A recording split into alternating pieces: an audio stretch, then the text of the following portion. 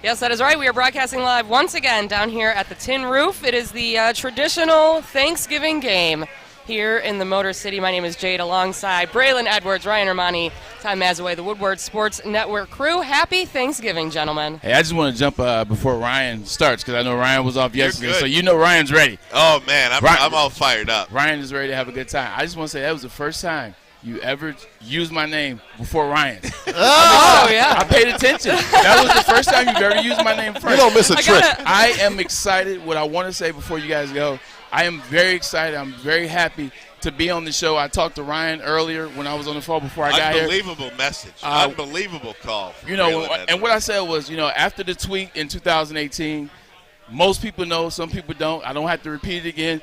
Those who know, they know. I lost the love of wanting to be an analyst. I lost the love of wanting to, do sports talk radio, TV, podcast, whatever you call it. I just kind of lost the love. I say, you know what? I can't say what I want to say.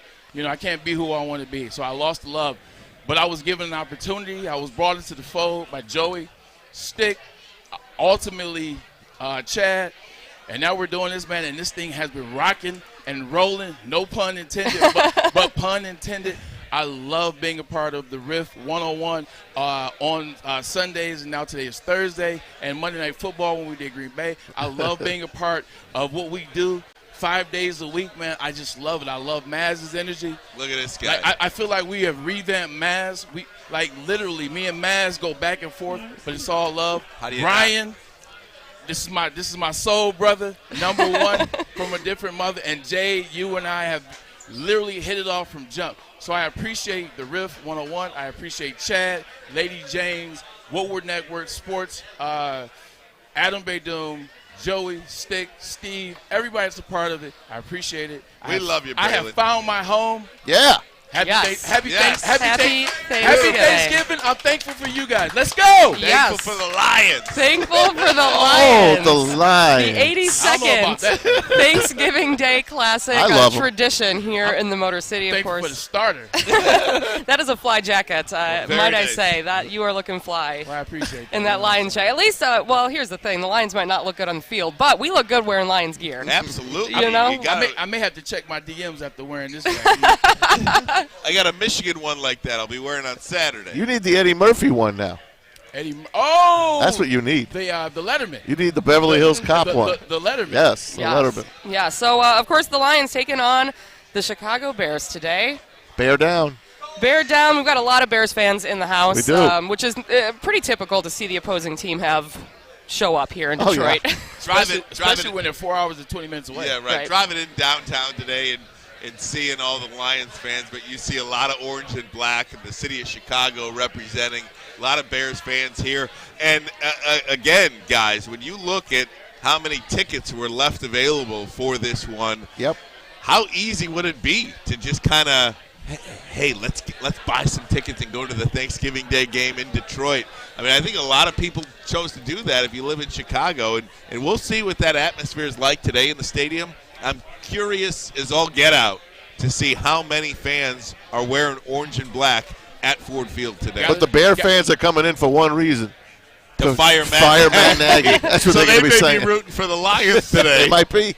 Got a number for you. I know you guys enjoy numbers, and you brought this up to talk about how empty the stadium has been recently, and starting from San Francisco when it was kind of full. We watched those San Francisco fans. Jay, Maz, Ryan. We watched them walk right by us. A ton of those guys from that started to dwindle. And then Ryan made a great observation early in the week. He said, you know what, it's not going to be a lot of fans in Ford Field today. It's probably going to be somewhere between 40 and 60%. Maz said it's going to be somewhere between 30% less than occupation. Real talk, I looked it up. Tickets sold 69%. Tickets sold. Right on. So you were right on. You said 30% empty today. Well, Ryan said something great early in the week. If you're the Lions, you're working for them. Why wouldn't you be walking with a stack of tickets this big and walking the parade route right now? Because you got a million people outside the stadium right now. At the very least, you got about 500,000 people up and down Woodward right now. If I'm the Detroit Lions, make some Lion fans. I get anybody, and I'm printing out stacks of tickets and just giving them out.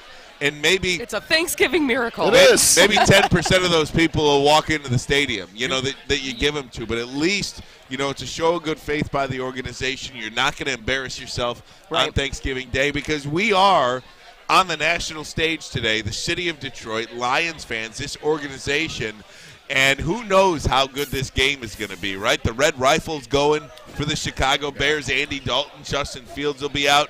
Jared Goff, we'll see whether he plays or not, but I'm not sure whether he plays or if he doesn't play, if that's good or bad for the Lions, right? I mean, we just don't know. You would have had 500,000 people, maybe at least somewhere between like 350 and 500,000, but you don't. But you know why you don't? What are the Lions' colors? Maz, I'll ask you. What are the Lions' colors? Honolulu blue and silver. Okay, but what are their other colors? Main colors for the Detroit Lions. Blue, silver, and Well, I guess silver could be gray. I was looking for gray, but gray.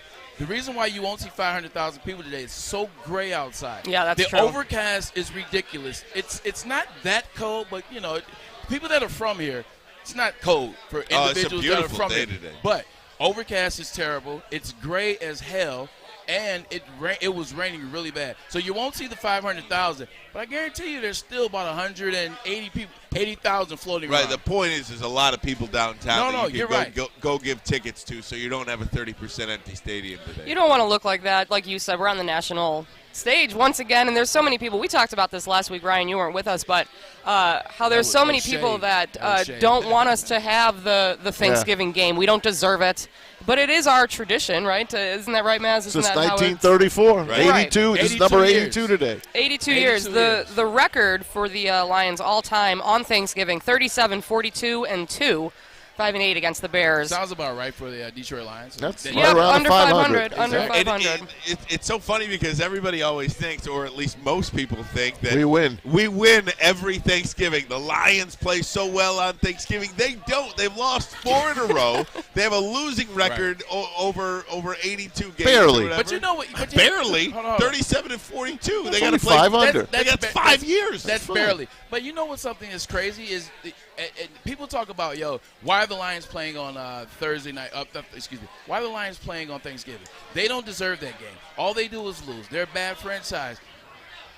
Barry Sanders always balled on Thanksgiving. And people that weren't in Michigan, in the state of Michigan, and weren't Lions fans, they were excited to see Barry. Guess who else balled on Thanksgiving? Somebody that wore number 81. Yep. Megatron, Calvin Johnson. So even if we lose, even if we're not the franchise that is going to the playoffs every year, going to the Super Bowl every year, i.e. The New York Giants don't do it either, but even if we're not that franchise, we still have produced great individuals. Herman Moore against the Vikings. Calvin Johnson. You know who also balled Brian on? Westbrook. You know who also balled on Thanksgiving? Joey Harrington. Yeah, When he was against us. when he was a member of the Dolphins. Right. With the Dolphins. I remember that. But That's gross. That's the one thing about it, and I'll let you guys talk, is you always have a sense of ball, a sense of somebody getting off, a sense of a star having an amazing game or an amazing time on Thursday, on Thanksgiving, whatever day it falls on, the 20th of something in November. That's why we have to keep this game. Even 2 years ago, we talked about what's his name? It's very David simple. Blau. David Blau 2 years ago, 280 yards, Braylon, it's very 2 simple. touchdowns. I don't care that the rest of the country wants this game taken away from the Lions. Screw the rest of the country, okay? We are forced to watch Lions football week in and week out. Yes. The rest of the country can do it one game a year. Right. That's all we're asking. One game of the year. Ryan Ermani, how old are you? I'm 42 years old. So you've been a Lions fan for 42 years. Absolutely. Correct? And you've had to deal with the BS of the Detroit Lions. They can do it for 1 week. Week in and week out, right? My whole life. Yes. They can do it for one Right. day a year. Absolutely. Especially when usually Thank you get you, a Barry Braylon. Sanders, you get a Calvin Johnson, you get a Hey, you get a DeAndre Swift. or Look. you get a Golden Tate, Right. who somebody took my advice and picked him up. That's right. The Tennessee Oh. Titans have acquired All right. Golden All Tate. right. They must have been listening to our show here. Yeah, it's about time. Well, we are broadcasting live. We have so much to get to. Justin Fields is out, of course, as Matt Nagy getting fired. We have college football, the big Michigan-Ohio State game coming I got up. goose pimples every time I think about How it. do you not? It's going to be a great show. We are broadcasting live. Happy Thanksgiving. Come on down here to the Tin Roof with 101 WRIF, everything that rocks. Make sure you download the Woodward Sports app in the App Store and the Google Play Store today. Take Woodward Sports with you wherever you go and listen live on your phone or mobile device. I'm looking to bring on another HVAC tech right now. We're recruiting 5 to 10 techs a month. We're looking to grow and expand. Every new tech we hire is from Northwestern Tech. The hands-on training is fantastic. They're always my first call. We love hiring Northwestern Tech grads. They come out trained and ready to work. Our program is only 10 and a half months, and our next classes are starting soon. So why wait? I'm looking to hire a graduate of Northwestern Tech. Northwestern Tech. Northwestern Tech. Northwestern Tech. Welcome back, guys. We're checking in from the Cuervo Zone. I'm here with Brennan today. Brennan, happy Thanksgiving. Happy Thanksgiving. So is this something that you do every year, like a lot of Detroiters on Thanksgiving Day? Oh, this is my 10th year anniversary of coming to Thanksgiving with my family. I love it. And is this going to ruin your Thanksgiving Day or make it a little bit better? It's always better. Win or lose, being at the Lions game with my Thanksgiving is the best thing ever. I love it. Let's go Lions! Besides the Lions game, may they win or lose, what's your favorite thing about Thanksgiving? Pumpkin pie, easily. And do you have any score predictions for us today? Lions are going to win 20-17. Take the money line. Let's go, baby! Okay, we're going to get a first win here today. You guys heard it here first. Back to you. All right, Maddie, thanks so much. We certainly appreciate it here. Woodward Sports Network, we are at the Tin Roof in downtown Detroit. I don't know if you guys can hear me or not. I hear you. Okay, you guys got me? I hear you. So we're at the Tin Never Roof hear in myself, downtown though, but I Detroit. hear It you. is the Rock and Roll DraftKings pregame show. Braylon Edwards, Ryan Ermani, Tom Mazaway, Jade from the WRIF is along as well. And Braylon, for this one, look, I think mercifully we all cannot wait for the Lions season to just be over, right? Not me. But well, you could watch them all year long. Maz, but I don't think my heart can take it. Not to cut Ryan off real quick, but Maz, you're different. You're very different. Like, you go to the Lions games, you haven't missed a Thanksgiving in 30 years. Like, you literally go to the games, you're different. You're different.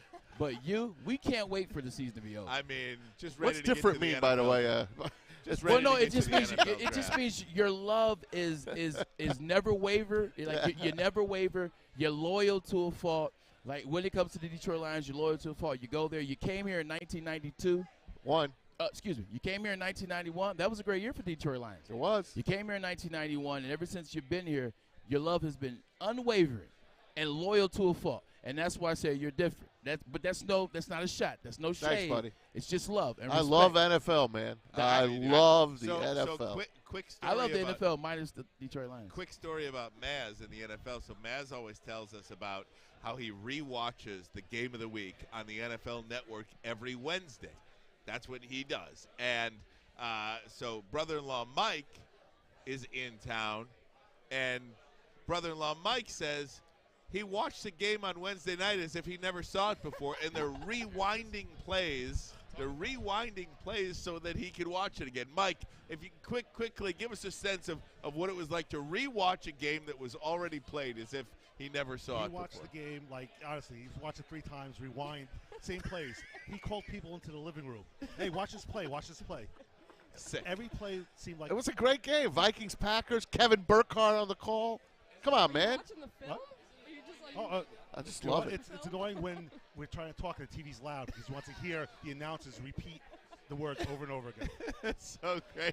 Brother-in-law Mike, Captain All right, Thanksgiving that's to you. Jersey Mike right Jersey there. Mike, regular Jersey Mike. That's right, absolutely. Maz, give me a thought on this one. Lions, you've been here. This is your 30th Lions Thanksgiving Day game. You even came to the Thanksgiving Day game 2 when years you didn't prior even to live coming. here. Yeah. I came to the first 2 years, 91, 92. My brother-in-law as well. We came here. I was just dating my wife at the time. She was my girlfriend. And it's something I grew up watching. And when I was here at the Silverdome and then at Ford Field, I cried, I think, my first one. I'm at the Thanksgiving Day game, man. That's great. What you have to appreciate about us having a Thanksgiving Day and the Detroit Lions and starting back in, obviously, 82 years ago, the first one against the Chicago Bears, which I think they won, 19-6? 1916 Bears. 1960, excuse me. I was close. But what I would say was what we have presented as a brand, as a product for the Detroit Lions over 82 years deserves to continue to stay as a brand on Thanksgiving. Yes, we've lost some games. Yes, we aren't the brand or the franchise. We stink. That is, yes. Thank you. We do stink. Yeah. But Bobby Lane, Dick the Night Train Lane, you know what I'm saying? Alex Karras, you know what I'm saying? Calvin Johnson, Lem Barney, Billy Sims, you know what I'm saying? Herman Moore, Brett Perriman, Scott Mitchell for 3 years. Phenomenal. Lomas Brown. Big Lone. Scott Mitchell won all his Thanksgiving Lomas games. Brown, Calvin Johnson, Matt Stafford. For all the stuff that we're talking stuff about him being with the Rams, let's bring it back to when he was here. Matt Stafford. Like, you got all that goodness in 82 years. We deserve that game, and we deserve to keep that game because of that. Hey, Ryan, do you like Scott Van Pelt? I love Scott Van Pelt. Awesome. He's amazing. The best guy in ESPN. He's amazing. He goes on the other night, and he says, hey, leave the Lions alone. Leave the Lion fans alone. You don't want to watch that game? Don't watch it. But don't you ever think of taking the Detroit Lions game away from those people. That Thanksgiving Day game is for Detroit. It's for them. And look, it's only because they're bad, right? That they talk like this. Right. Nobody's talking about the Dallas Cowboys game being taken away. It's only the Detroit Lions. And it is up to the Detroit Lions franchise to get good quickly so this conversation doesn't have to be had every year. And you know what? Screw the NFL. You want to play a full slate of games on Thanksgiving. I don't care. They added the third game. That's great. The Bills will play the Saints tonight. That's a rotation game that the NFL can have. If you want to add games all day, go for it. I don't care, but don't be taking our game away. I won't say screw the NFL because it's not the NFL. It's the fans of other teams around the NFL. But let's That's talk. Very good point. But let's talk about nobody at the NFL is saying we're going to take the game away. Exactly. Yeah. I got to protect this. Yeah. But think about this though. The teams that usually play on Thursday for Thanksgiving. Think about this. Chicago Bears, last 20 years, stink. The Cowboys stink. The Detroit Lions stink. At the end of the day, so when you talk about the Detroit Lions, they say, hey, you know what? This team, they never win. Why do you have them on there? They're a bad brand. They're blah, blah, blah, blah, blah.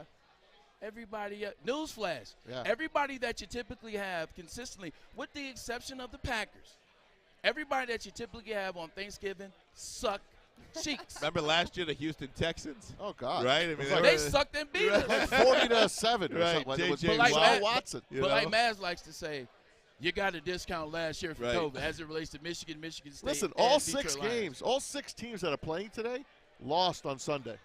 All 6 teams coming into today lost on Sunday. And speaking of losing, the more this thing goes along here, where the Lions are 0-9-1, 0-10-1, 0-11-1. It's got to stop today. They have got. If you look at the schedule, sans the Atlanta Falcons, but that's a road game. But it's 13 losses by then. There's not a win on the schedule. No. And that's why this has to happen today. You get the Vikings next week. This has to happen today. And that's why Jared Goff has to be the quarterback today. Like, that's why he has to be the quarterback. Correct. Like, at the end of the day, I understand Jared Goff hasn't had the best year, but Maz, you and I talked about that yesterday. He still has been floating around 89 to 92% QBR rating, Ryan. I don't know how, but he's still been floating around that. Last week, Tim Boyle, God bless his soul. I understand he was rusty. I understand things happen. Whatever you want to call it. 77 yards is unacceptable in the NFL. High school kids throw for that. No, high school kids throw 8th for that graders. in the first quarter. Yeah. They throw for that in the first quarter. It's unacceptable. Jared Goff has shown you, if you give him a chance, if you work some things around, look at the Los Angeles game. I promise you, I understand he's had some problems outside of that. Just look at the Los Angeles game. They gave him a good game plan. They gave him a good agenda. They gave him a good strategy. And he was able to work within the realm of that strategy and of that agenda. And he did well. He has to be the quarterback with DeAndre Swift. He was great at, play action pass. Now you got a guy that can rush for 130 yards a game. Now you got a play action pass guy, Jared Goff. And he's really got to start stepping up a little bit here too, right? I mean, Aaron Rodgers is playing on a broken toe that he showed the world yesterday on Twitter. It wasn't COVID toe, by the way. Don't get me started on Aaron Rodgers complaining about his toe, right. how bad but it is. But the point is, These quarterbacks play through injuries. Jared Goff has to play through this Baker injury. Mayfield? Yeah, right. Yep. You got to play. You got to be a Detroit Lions quarterback. Guys, we are going to take a pause. When we come back, we're just going to rejoin WRIF, our friends from 101 WRIF. If you're getting in the car, tune us on. We'll be on the radio, 101 WRIF. Jade. That's right. We're going to pause 10 seconds and rejoin WRIF momentarily. This is the Lions pregame show. Ermani and Edwards. Sports Network with the WRIF. Joplin, I want you to pedal into the next dimension. Spin it! Spin! Uh-oh! Carmen's falling behind. Let's give her the hiss of shame. Spin till you bleed! Don't ride the bike of shame. Come to Planet Fitness and find your own lane with tons of equipment, free fitness training, and no hissing. Join today for just $10 a month. He's going at home, and I guess I gotta know, like Braylon, like what's your tradition on Thanksgiving? Like what's the best food? Like what are we doing? Obviously the football, we know that's happening. So the funniest thing ever is we talked about this on Tuesday. Ryan's last day there, we talked about it.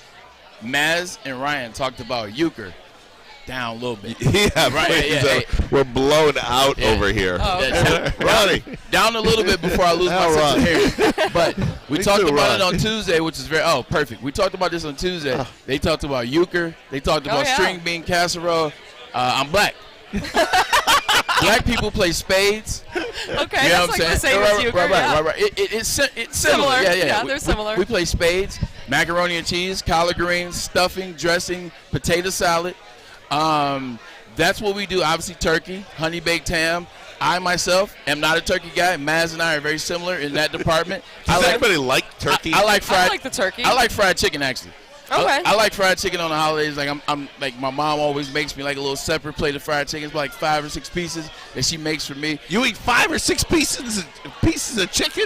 Well, I can eat more than that, but because there is still turkey available and honey baked ham, you know what I'm saying, like fried honey baked ham. You know what's interesting about turkey is like you asked, like, does anyone like the turkey? I personally, I like the turkey. It's the only day of the year that we make a turkey like this. Yeah, that's true. I do like the turkey too. I like the turkey. Those poor turkeys. Those poor turkeys. They But when you're making like lunch No, meat the you rest know of what? the year, you're buying lunch meat. You're Especially when buying you turkey lunch meat when through you pull the year. the neck out. No, you know what? Excuse me.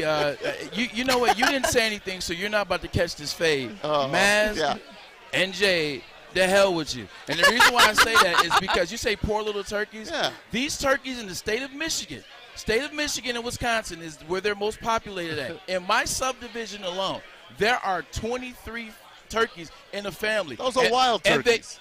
And they keep growing, but all I know is turkeys. Got to control the population of the turkey. So they legitimately try to attack. They try to attack your vehicle. They try to attack your car. They try to attack you when you're walking. Yeah. They try to attack your They're dog. mean. Like They're wolves. mean. Wild So turkeys you know are mean. Like wolves. I have no sympathy for deers and turkey.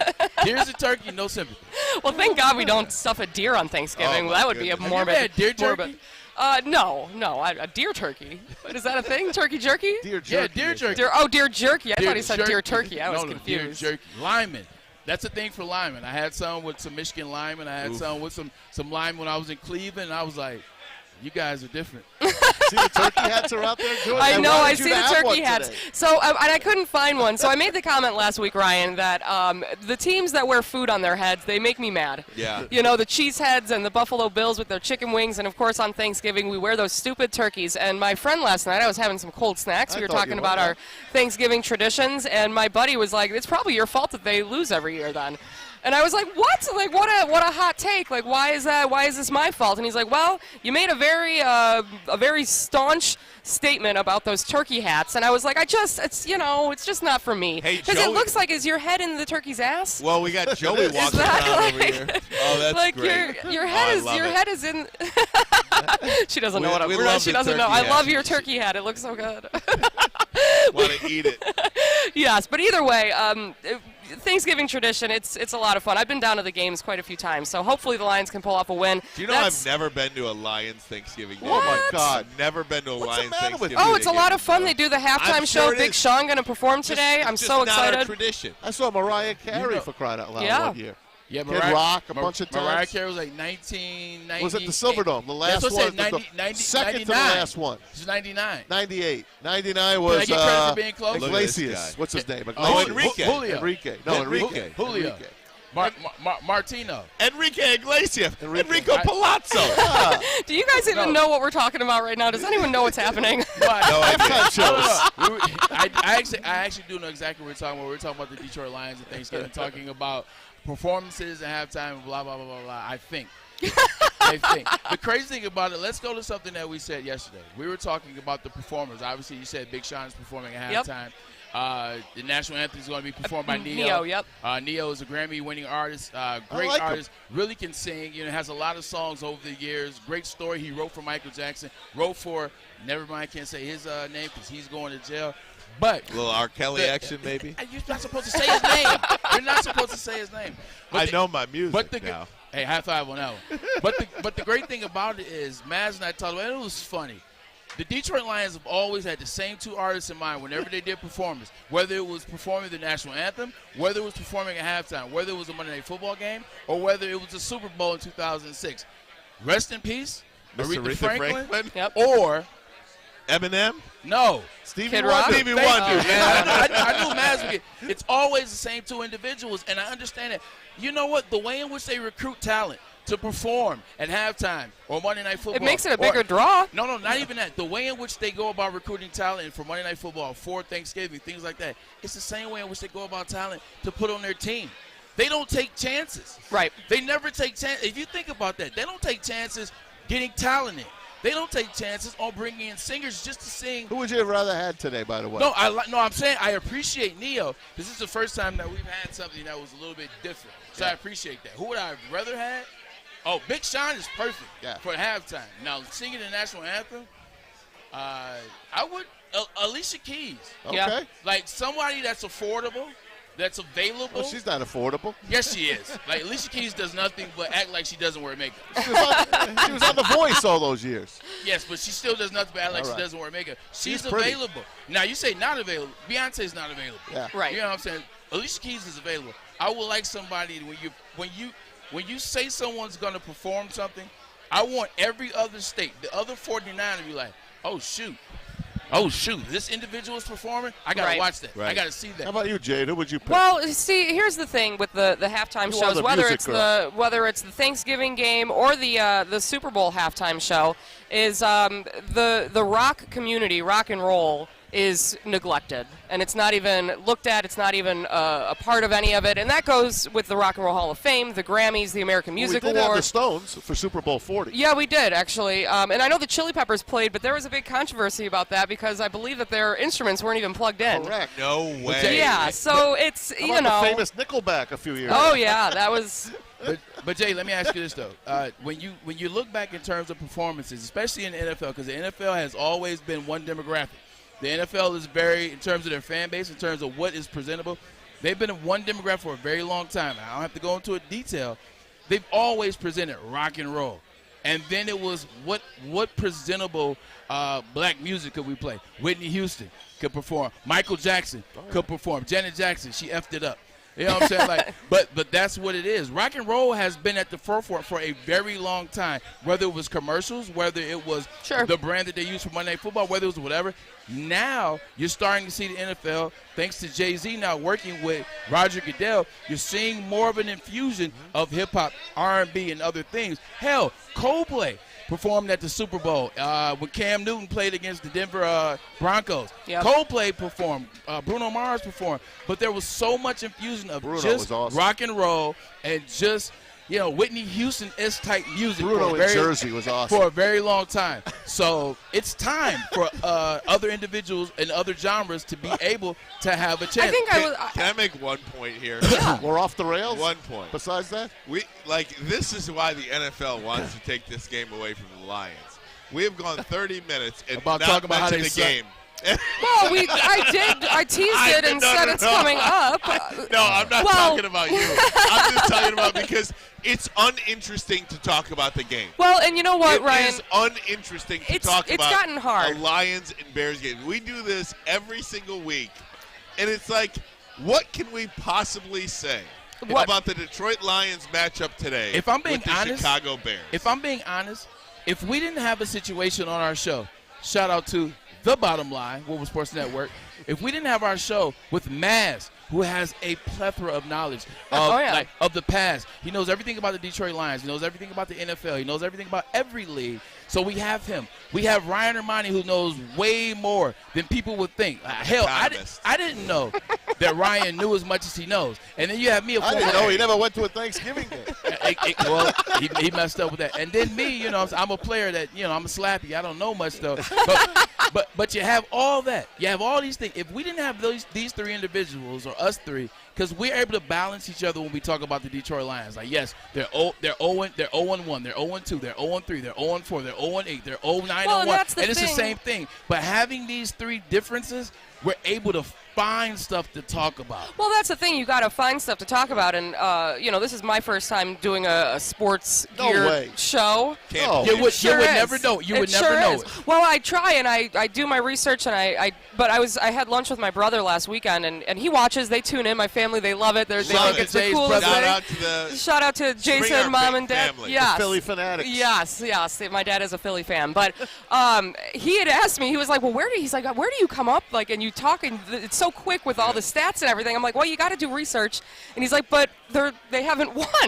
And I was like, I know, Jason, I know. Well, that's the part about this whole thing, what we do, right? I mean, you're coming down here to see a football game. This is a tradition.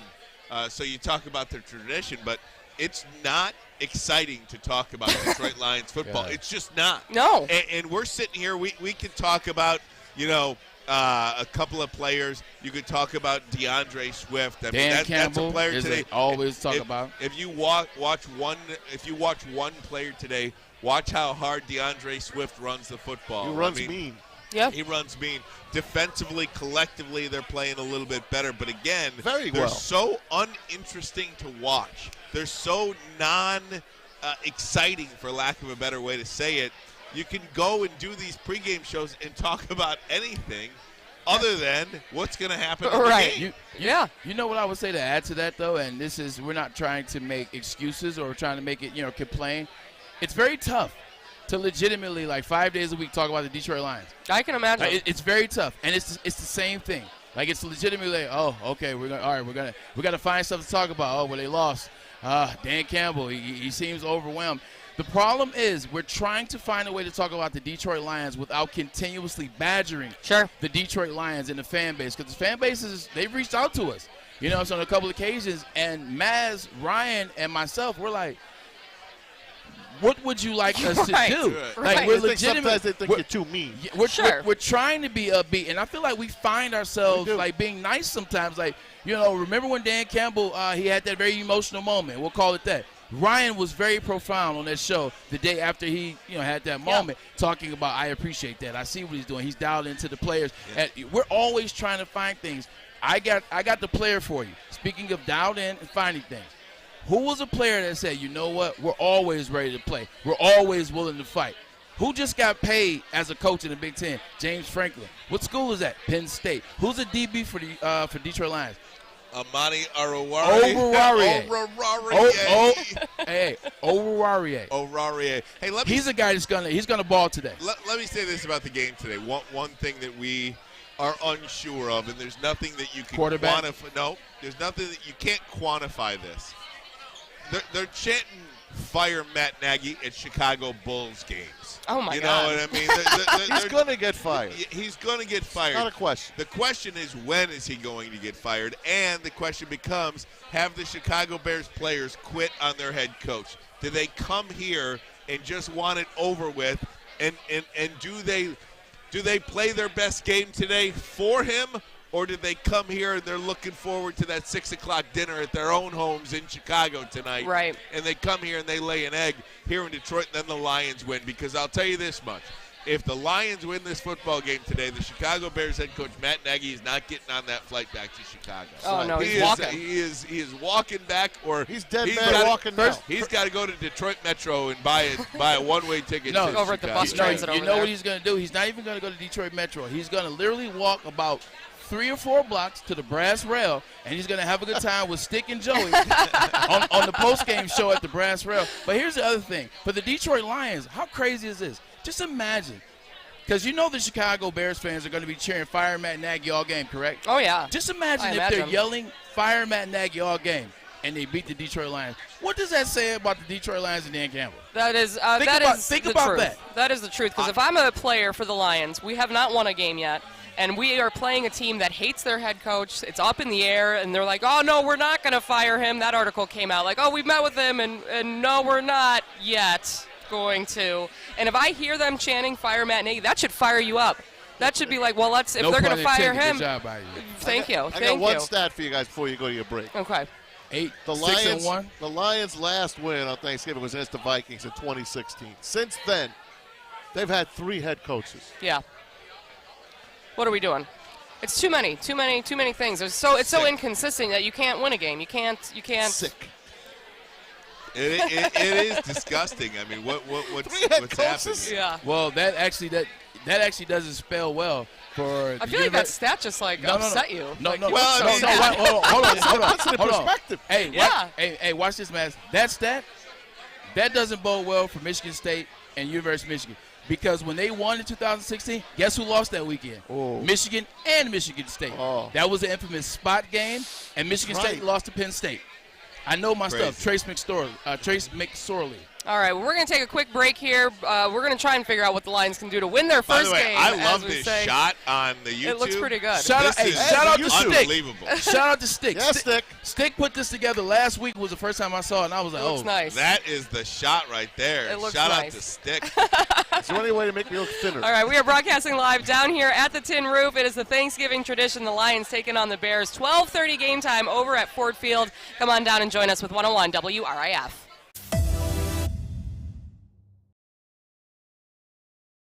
Make sure you download the Woodward Sports app in the App Store and the Google Play Store today. Take Woodward Sports with you wherever you go and listen live on your phone or mobile device.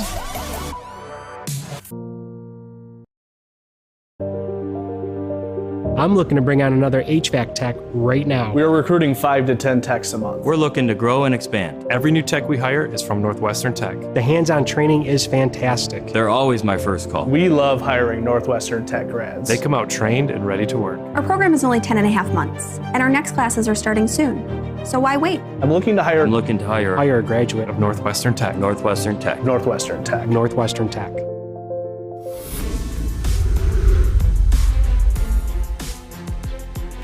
We are at Lady Jane's Haircuts for Men World Headquarters in Birmingham, Michigan. It's this week's edition of Making the Cut. We're thankful for so much here, and we're also, yes, we are thankful that we have the Lions on Thanksgiving Day playing the Bears. What say the fans? Let's check it out. It's this week's Making the Cut.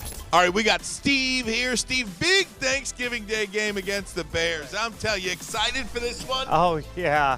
So excited. What is it about Thanksgiving Day and the Lions that just kind of makes you camp out in front of your television set? Tradition. Yeah. It's tradition. They lose more than they win, but I can't not watch it. That is true. Most people think they win on Thanksgiving. They've lost 4 in a row, and they have a 37-42-2 record on Thanksgiving Day. Do they get a win against the Bears? No. All right, Chris, talk to me. You say you're not a Lions fan. How did you escape?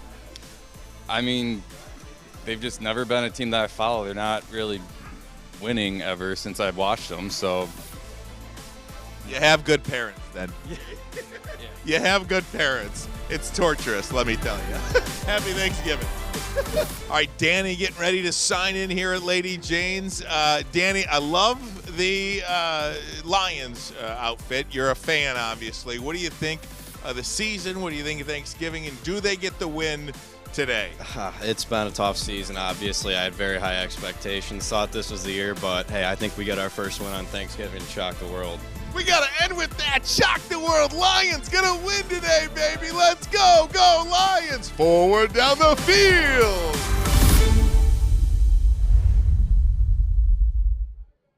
What's going on, guys? It's Maddie checking back in from the Jose Cuervo Zone. I'm here with some special guests. Guys, it's Thanksgiving. What's your favorite part of today's game day? Tailgate. Tailgate. We've been coming here for 11 years, and we always hit this place. 11 years? How many times have they won in those 11 years? I think. Don't remember. We don't.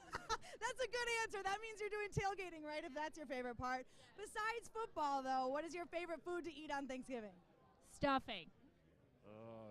The big turkey.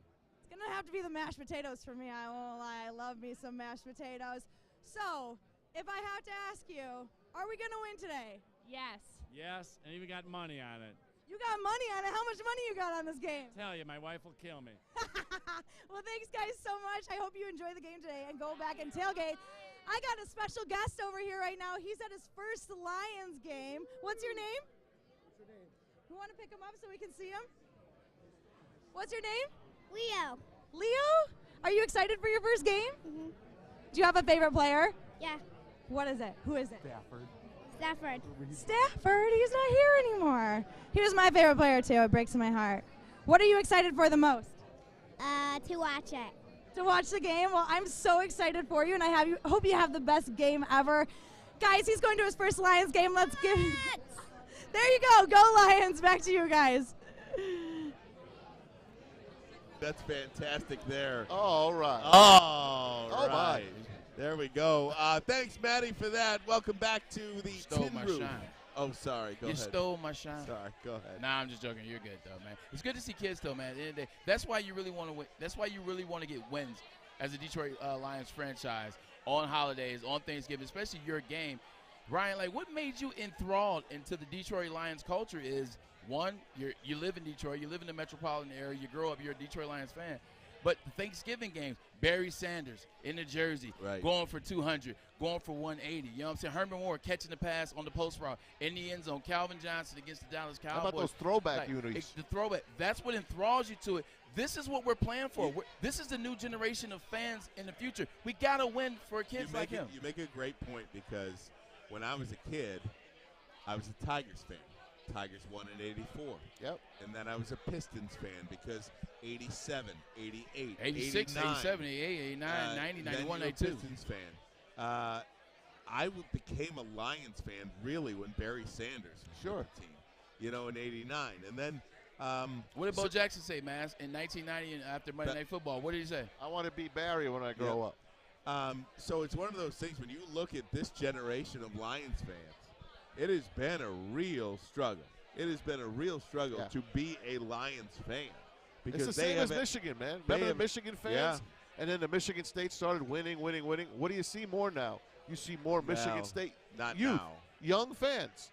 Most of them are Michigan State fans. It's because they were winning. Their parents are poisoning their Hold brains. on. You know what's crazy? Is both of you guys are right. I understand what you're about to say, and you're right, but Maz is 100% correct. This new generation of kids, these kids that are like 11, 12, 13, 14. They think Michigan State's all that. Exactly. You're 100%. But Ryan is also right. He's like, it's because they're getting poisoned with their parents, et cetera, et cetera. But I mean, Because they're fake fans anyway, though. Where are those Michigan jerseys? I don't see any Michigan jerseys. Michigan State. I don't see any Michigan State jerseys. I don't see any hoodies. I don't see any jackets. I don't see any hats. That's what Michigan State does, though. Like, they don't talk about what their expectations are before the season starts. And then when they get good, it's like, oh, we're back. This is what we do. This is what we do. But then as soon as they have a loss or two, or as soon as something doesn't go their way, all of a sudden, I don't see any Michigan State anything now. And I think you look around, too, at the Pistons, right? I mean, you see more NBA fans locally here with kids than you do Pistons fans. Now, maybe Cade Cunningham has changed a lot of that because of how much excitement everybody has over Cade Cunningham. Look at the Red Wings fans. You know what I mean? I mean, they're just starting to come out of the woodwork now. Correct. We have been in a period here in Detroit from 2013 that essentially has had not very good professional sports, where you've only really had the Michigan State Spartans football team and the Michigan Wolverines basketball team as good places. Yeah, but look at that, though. Like, I sent you a little something, though. Good teams. The reason why you're seeing that, though, no, it's not even good teams. What you're seeing is LCA is a better experience than Ford Field. Like, when parents take their kids to LCA, it's fun. It's a fun experience. Yeah. Like, it's intimate. It's a great arena. It's the things that they have, like you walk to the concourse level, there's a bunch of different restaurants, a bunch of different things you can do. There's things that kids can Their do. DJs are good. The videos are good. Everything is good. I know all there. the DJs. Tom T has told me all the DJs. They're all good. There's an interactive experience when you go to the Red Wings game. You can literally put your face in the jersey and the bust of a player and things like that. It's an interactive experience, and it's a great thing to do, whether you're going to see a Pistons game or a Red Wings game. When you go to Ford Field, it's boring. As it's hell. Boring. It's boring. And Ryan has been saying this for a long time. The Bloody Mary over at Ford Field. I don't know if you guys have ever had the Bloody Mary at Ford Field, but that's like a whole meal. Yeah. That's like you know. Maybe you that's got what the Dan celery, Campbell the drinks. carrots, the pickles, the peppers, the sausage. Hey, the bacon is the best. The bacon. When you get the bacon. Oh my God, it's a whole meal. I had a Bloody Mary one time. I came back. My mom was like, "What is that?" It was just massive, and I was like drinking out of the. You're drinking your lunch. I was drinking my lunch, and I had about 6 of them, and well, the Lions actually won that year. So Hey, even if they didn't win, they won. Right? You I won. was winning. Maz, you go to these. Yeah, I do. 30 in a row. No, but I'm saying you go to these stadiums. Yep. All the Yeah, time. the in-game experience at Ford Field is pale in comparison to other stadiums, especially these new places like SoFi and Vegas. The Vegas experience, from what I understand, and I've got friends that go to these games, it's night and day. So it's a night and day experience. And it's not about the stadium, but you can certainly improve. It's something about the stadium a little. Certainly improve the entertainment aspect of it. Yeah. Like no offense to the PA announcer, but I mean it's like, oh, the Lions. Forward down the field. Hey, look, Team the Lions. I don't want to hear it's another Lions first down. Right. You know, you're down 30 Hey nothing. guys, we got to pause. we got to pause about 10 seconds to rejoin our friends from 101 WRIF. If you're out and about in the car today, go ahead and turn that dial to 101 WRIF. Listening to gas appliances at your offer valid select appliances and lost buzz last. See online or associate in store for details. It's Football Sunday, which means there's no judgment on day drinking. This is the DraftKings Rock and Roll pregame show on 101 WRIF. Yes, that's right. We're broadcasting live here at the Tin Roof. Sorry, am I blowing you guys out? You're good. No, You're we're perfect. good. I forgot to change the imaging that we're running, so it keeps saying it's Football Sunday. But that just makes sense for it to be. It is Football Sunday, just 4 days early. Just 4 days early. That's Totally it's not a big deal. But we are broadcasting live here at the Tin Roof. My name is Jade, alongside Braylon Edwards, Ryan Ermani, Tom Mazaway. This is the DraftKings Rock and Roll pregame show, and we have not talked a whole lot of Lions football per se today, I suppose, but the longest lose streak in the league right now for the Chicago Bears, 5 games, of course, taking on the team that has not won a game. It's quite a marquee matchup. That kind of just, it's a key matchup, if you will. It's not a marquee matchup. It's not a marquee let's matchup. say that. Right. Well, Justin Fields is out. Andy Dalton is the Red Rifle. The Red Rifle, yes. The Red Rifle. And I think he's going to have a good game today. I do, too. I think there's going to be some points scored today. I really do. I think offensively the Lions are going to score some points. And I think Andy Dalton can move the ball. No Khalil Mack. He's done. Yeah. Andy Dalton's going to go for 340 today. Maz told me earlier that Goff is playing. So is that has been confirmed that Goff is in? That's not official. Let's see if it's official. I'm sure it is by now. Well, because the truth is that the big joke that's all over Twitter right now is that it's Andy Dalton and Tim Boyle, the matchup for the big Thanksgiving Classic game. Andy Dalton looked good last week, though. But I will say, and Tim Boyle, I mean, it wasn't great, but Stop. Tim Boyle don't even finish that sentence. Okay. Don't even finish that sentence. I saw where you were. I'm trying. Like, we're trying so hard to have some positivity and to think positive and watch that other things, Swift is playing well. It's Thanksgiving. It's Thanksgiving. Jake. My mom has the turkey's ass is stuffed right now, and I just want the food. Oh. By the way, Goff is inactive. Shocker. Trinity Benson, inactive. David Blau, inactive. Trey Flowers, Matt Nelson, Vaitai, all inactive. Look at that. How do you not? So wait, did you say that Goff was active? Goff's active, Blau isn't. active? So Okay. it's going to be Goff, and if he gets injured or can't do it, it's going to be Boyle. TB12. Boyle. Yeah, TB12. To me, I'm just watching Andy Dalton. Like, let's start here. Andy Dalton had a rough time in Cincinnati. In his last 5 years in Cincinnati, he had a rough time. Couldn't make the playoffs. He got hurt a little bit. He couldn't make the big plays. He couldn't make the big throws. And A.J. Green was always hurt for them, right? He goes to the Dallas Cowboys. He's supposed to be the guy that can help them when Dak Prescott gets hurt. That gruesome injury last September. Ooh. Last September, Maz. Andy Dalton's supposed to be the guy that comes in. 4 Pro Bowls. He's supposed to come in and be the guy. Terrible. Yeah. Played awful. And that's why the Chicago Bears fans, rightfully so, bear down. They were angry because they're like, we saw what Andy Dalton did last year in Dallas, and you have the nerve to start him. With that being said, you still have 2 wide receivers that can catch the ball. Right. You still have a guy that knows how to fling it. One of them is out, by the way. Allen Robinson inactive. Justin Fields inactive. Yeah. Damian Williams, good runner. Super Bowl MVP from a couple years ago, inactive. The great Who was the Super Bowl MVP? Damian Williams for the Chiefs. He wasn't the MVP. Well, he should have been. Remember, they gave it to Mahomes, but he scored 3 touchdowns. Tease Tabor. James White got played. That's who should have been MVP. Tease Tabor, the former Lion, second-round pick out of Florida. He won't be playing. Mario Edwards, Akeem Hicks, Jesper Horsted, all out for the Bears. I think that the Lions have an opportunity because of them wanting to fire Matt Nagy. I think that that's a mental situation. Justin Fields is out. Goff is back. I mean, everyone's saying if we're going to win, we need to have Goff in there instead of our backup quarterbacks, TB12. So I think that there is an opportunity. There's an opportunity for a win, and if they're going to do it, they need to do it today. This is your last best opportunity to win a football game. I'm not saying they unless I'm not something- saying they can't win a game the rest of the way, but this would is have to their be a last. miracle. This is their Atlanta. last best chance to win. But it's a road game. Yeah, you're right. You're right. This is your last best opportunity to win a football game in 2021. Yeah, Well, let's keep our Ryan's fingers 100%. crossed. And you know what's crazy is we've talked about We have 2 games in 2022. Yeah. Oh, you're right. Yeah, because of the 17th game. So Yeah, we'll that's play right. the I think day our after. last game was like January 9th. Yep. There we go. Yep. So we'll play the 2nd and the 9th. Maz and Ryan have talked about this since we started our show. Since we came on August 12th, they have talked about the Detroit Lions. If they can't win this week, when is it going to happen? And we talked about, maybe it's Philadelphia. Yep. Well, Philadelphia beat the hell out of Detroit 44 Lions. to 6. Then it was like, maybe it's the Chicago Bears before Philadelphia. They blew that one. Then it was Philadelphia. Then it was like, okay, you know what?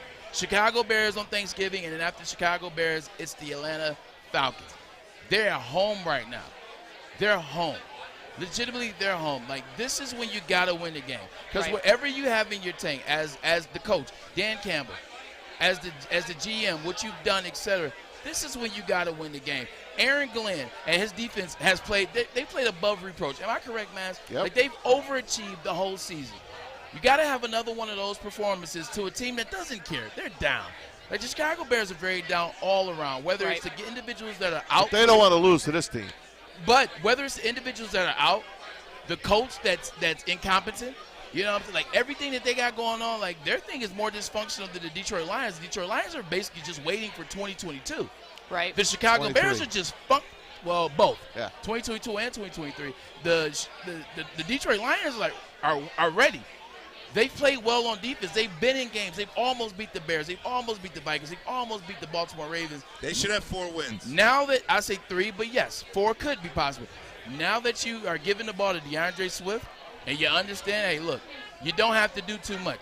You don't have to go out there, Jared Goff or whoever the hell is going to play quarterback. You don't have to go out there and throw for 300 yards. Right. Give the ball to DeAndre Swift. Jamal Williams is coming back. Go ahead. I was going to say, just an observation, sidebar. This place is freaking packed. It is. It is jamming. When we take our headphones off, I can hear loud. it. It is very loud in here. I am looking around right now, and I am just blown away. It's because they came to see us. By the amount of people who are here in the tin roof right now. I mean, and we're on the 2nd floor. Yeah, downstairs is more. Downstairs you can't move. 50% of these people haven't left since last night. That is a possibility. There's I mean, a good chance that someone was real drunk and woke up in the bathroom this morning. They're like, well, 50% of these Thanksgiving in individuals, Detroit. they stay downtown. Credit card still works. Yeah, Amazing. Right? You know can't what believe is a funny thing that we have in Detroit that actually I just thought about? The Eagles played the Lions on Thanksgiving. I believe it was 2015. So my family came up, right? My Philadelphia family. We all went to the game, and my brother, who's a massive sports fan, massive Eagles fan. Luckily, we won that game. It was like the opposite. It was like 45 to 14 or something. But his big thing was when we scored a touchdown, and who is it? Theo Gridiron, who sings Forward Down. He was like, "What is that?" And I was like, "That's our song." He's like, "No one else does that. Like that's not." They don't. I don't believe that they have Fly Eagles Fly. Yeah, but it's not the same as the whole song and routine that we have here in Detroit. They were laughing so hard. The Bears have a song. Bear down, Chicago Bears. It's like goofy. Do they play it every time they score like a touchdown? I love Forward Down the Field. Forward Down the Field. Oh, yeah. It's just a goofy thing, right? I mean, that's part of the... It's old. It's old. It's old. It's tradition. It's old. It's tradition. It's old. So it's what? Lame. No, it's My brother, not. that was kind of what he was hinting at, was that Hold on. this is the only professional team that really has this It's fight song. Well, it's like you're broadcasting, or it's like you're trying to entertain the 8-year-old kid at Ford Field. No. Like you're not adding to some raucous home field advantage atmosphere. No, you're trying. Forward down the. You're trying to entertain the Lions team that will not yield. You're trying to entertain the 52-year-old individual that has the 8-year-old grandson. Sure. That's legitimately what you're doing, and I agree with Ryan. I'm tired of it. Like Matt, shut it. no, Maz, don't do that. Because all you do is complain about the Detroit Lions and what they've done. I know, but I want to keep that. I think there's a lot of people that would be upset about it. You have to change if you want to win. Like if you want to create a different culture.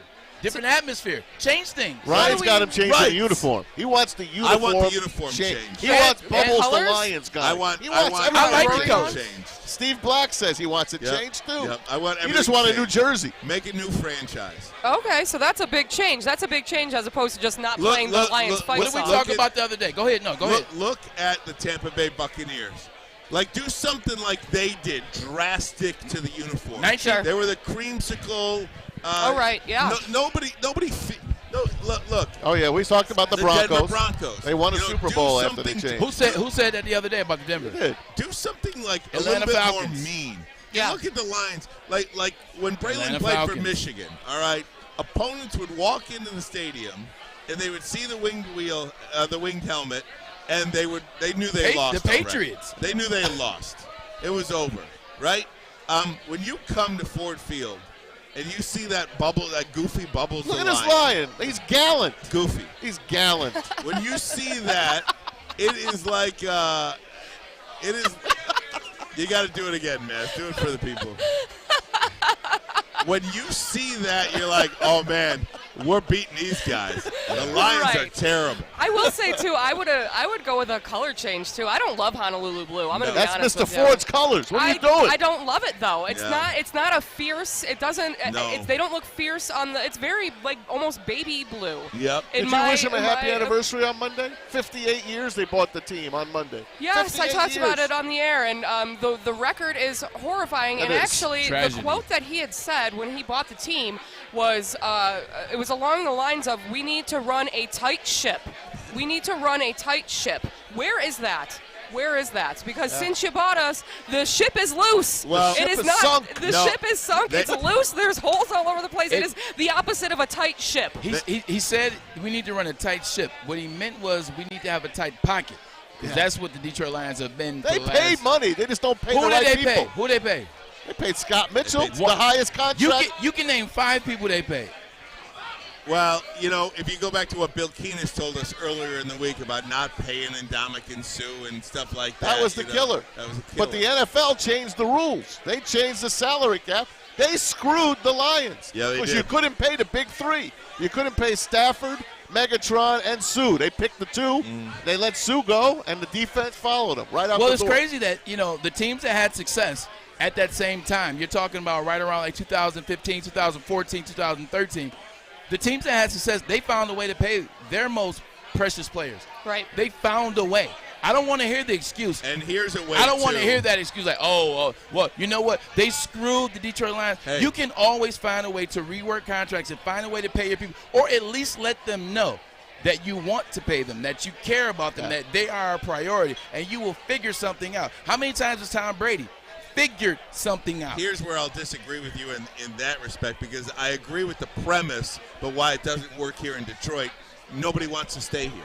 You know what I'm saying? Like if you're playing in Tampa Bay is the first franchise in NFL history to bring all 22 starters back from a Super Bowl championship the year before. Right. Why were they able to do that?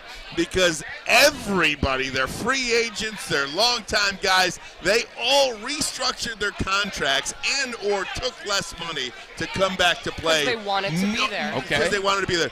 Nobody would do that for the Detroit Lions. Here's where I disagree with you on that, though. You're talking about you're talking about staying. Like, you're talking about adding someone to your to the roster. You're talking about adding someone to the city. You know what? Who wants to come here? Blah, blah, blah, blah. I'm talking about keeping somebody. Yeah. The Detroit Lions had Sue wouldn't have done that. The Detroit Lions had an opportunity to keep Sue. They did not. They did not act. You think on he it. wanted to be here? You said what? You know he didn't want to be He here. did not want to be here. I put it to you this way. If they acted like they wanted him, if they acted like a franchise that wanted to win games, if they acted like a franchise that loved him, if they acted like a franchise that had a future, he would have stayed here. His sister wanted out since day one. Yeah. Well, I know Gum. I work with Gum. And Gum, exact. That's not exactly true.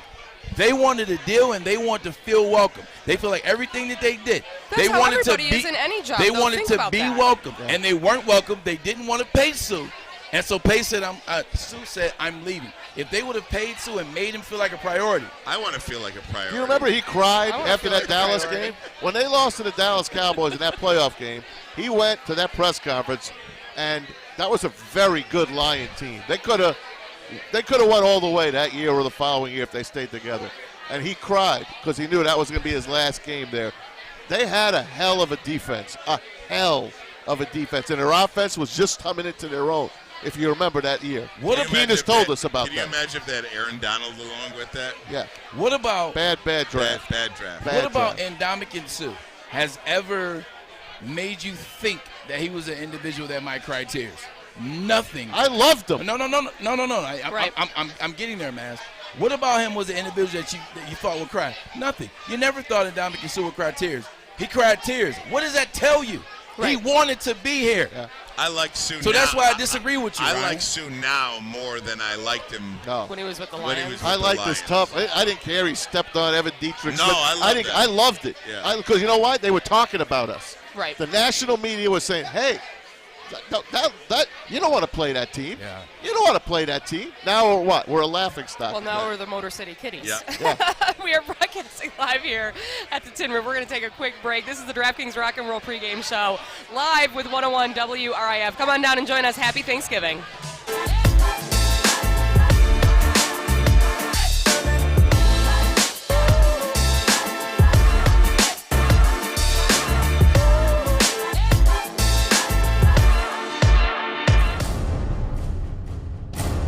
Do you have family coming over for the holidays and need new flooring? Now at the Carpet Guys, get holiday savings of up to 65% off new flooring, plus 48-month interest-free financing. Be wise and call the Carpet Guys today. Let's bring him back. Bill Keenest, former Lions VP, and of course, Lions historian, one of the great people of all time in that organization. I stopped you mid-story as Eric Kramer was screwed. The Chicago Bears offered him 3 times as much money as the Detroit Lions. First day of free agency, he signs with the Bears. Can you pick up the story from there, Bill?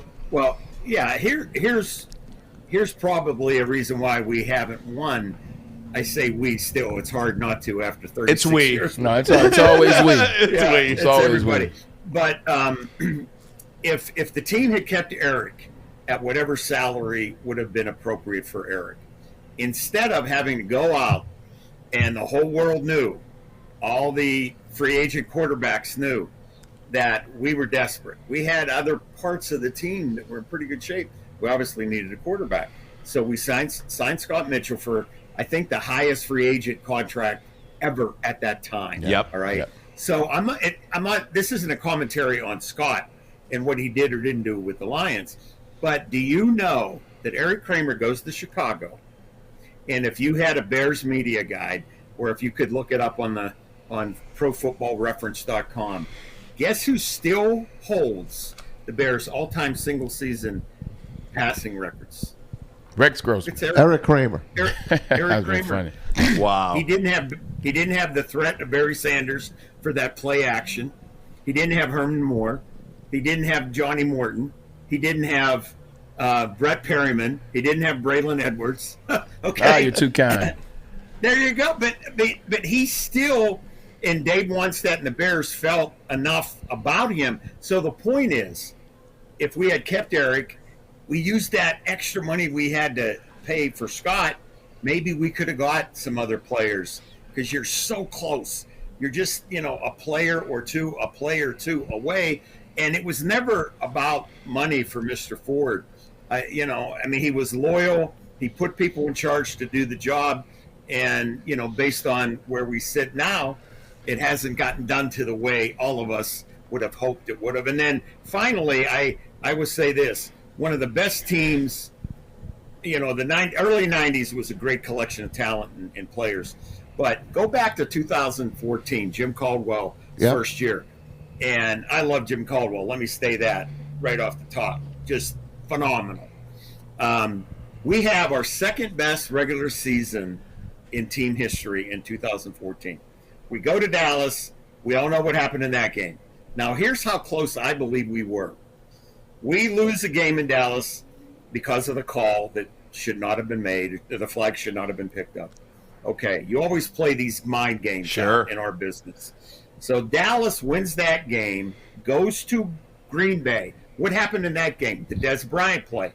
Yep. He makes that catch right on the goal line. Everybody thought it was a catch. It's no catch. If that catch had stood, Dallas wins that game. Green Bay then goes to Seattle, is winning by 16 points in the fourth quarter. They score a touchdown onside kick that the Packer tight end at the time hits him right in the hands, bounces off. The Seahawks recover. Seattle wins in overtime. What happened in the Super Bowl? Marshawn. Is that the handoff that never went? won? The 1 yard line. All those games, went right down to the wire. So I think we could have won that year. And I don't think it's been given enough attention. But why didn't we win? I believe that the worst thing that happened was letting Ndamukong Suh go. Oh, no doubt. It was because and Braylon knows this, there's a trickle-down effect on players in the locker room, on positions on the field, and we had to try to go and replace them. We signed Haloti Ngata, who was a phenomenal player, a Football Hall of Fame potentially player, but he was on the downside of his career. But not re-signing Suh, I think, really impacted the team. We had the terrible start, and then all the changes were made midway through the season. But I think you can look at points here and there. Go back to the 1970 team. NFL historians will tell you they think the Lions were the best team in the league that year. Yeah, that was a bad Super Bowl. And that was a bad Super Bowl.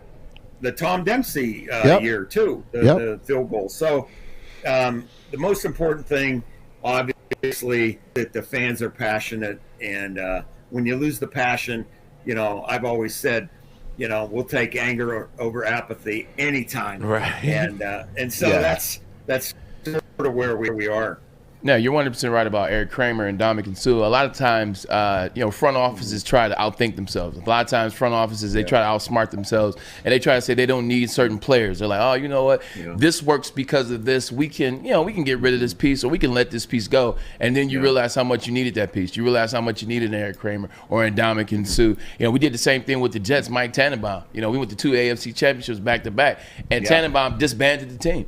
Like, he just got rid of everybody, and the Jets haven't been to the playoff since 2010. But you know what? Thanksgiving's coming up. Let's talk about Thanksgiving and memories. Lions, Thanksgiving. It's always synonymous with the uniforms that we were talking about with Barry Sanders. When I think about those old uniforms, they have success because of Barry Sanders. But Turkey Day is coming up. What do you think? Tell me about some memories.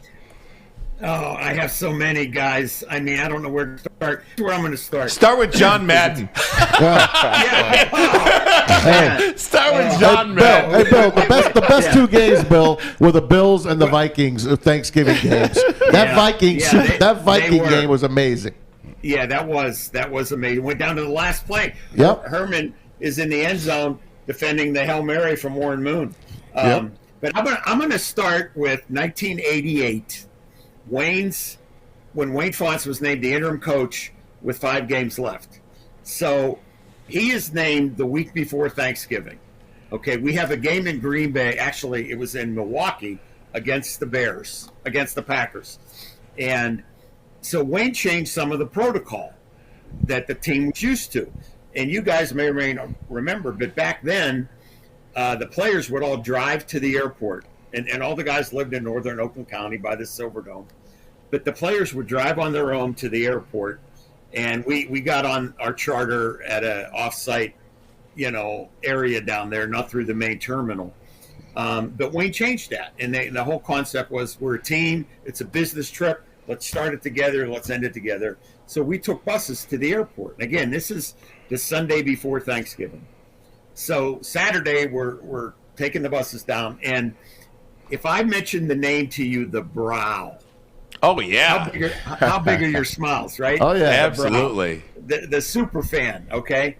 So the Brow, up to that point, every road trip, he was standing at the gate that the players would walk through to get to the plane down at Metro. The players would park their cars right there and then walk right onto the tarmac. Well, this week, we're taking buses, and we blow right past the Brow. Okay? So he's standing there, and the Brow always had an interesting look about him, right? The way he dressed and the whole thing. And the best way I could describe him, it was like if any of you ever woke up too early on Christmas and the presents weren't yet under the tree, and it was like, oh my, and he looked so sad. So we get over to the plane, and I say something to Wayne. I says, Wayne, we got to go to the Brow, get the Brow. We can't just ignore him. I mean, he was there every week. He was there when we came back from the games. So we go get the Brow and bring him up onto the plane. And the players love it because everybody knew of the Brow at that point. Everybody knew of the Brow. So we get him on the plane, and I don't know if somebody suggested it or what, and he was probably pushing 70 at the time. He was up there in years, and he gets on the plane, and he's all disheveled with his, tie askew and his sport coat, and he had his ketchup bottle and his mustard bottle for his cheers and everything, and the homemade signs. And so he's going to give the team a cheer, as we're leaving to get to Milwaukee for Wayne's first game. So he hollered, and now let me just, if you can visualize this, he's in the aisle in the middle of all the players, and he starts this cheer: strawberry shortcake, gooseberry pie, VICTOR. And right before he said why, which he screamed, he says, why? In his false teeth fly down the middle of the aisle. Oh, man. And the players lost it. I mean, they lost it. Oh, my God. Yeah. So I got the Brow, and we're looking for him, the teeth, that is, and we're down, and they're under one of the players' seats. And we find it, and we're kneeling down there. And before we got up, he grabs my arm. He goes, Billy, when they think you're crazy, you could get away with anything. Oh, my God. But that was the Sunday before Wayne's first game, a week before Thanksgiving.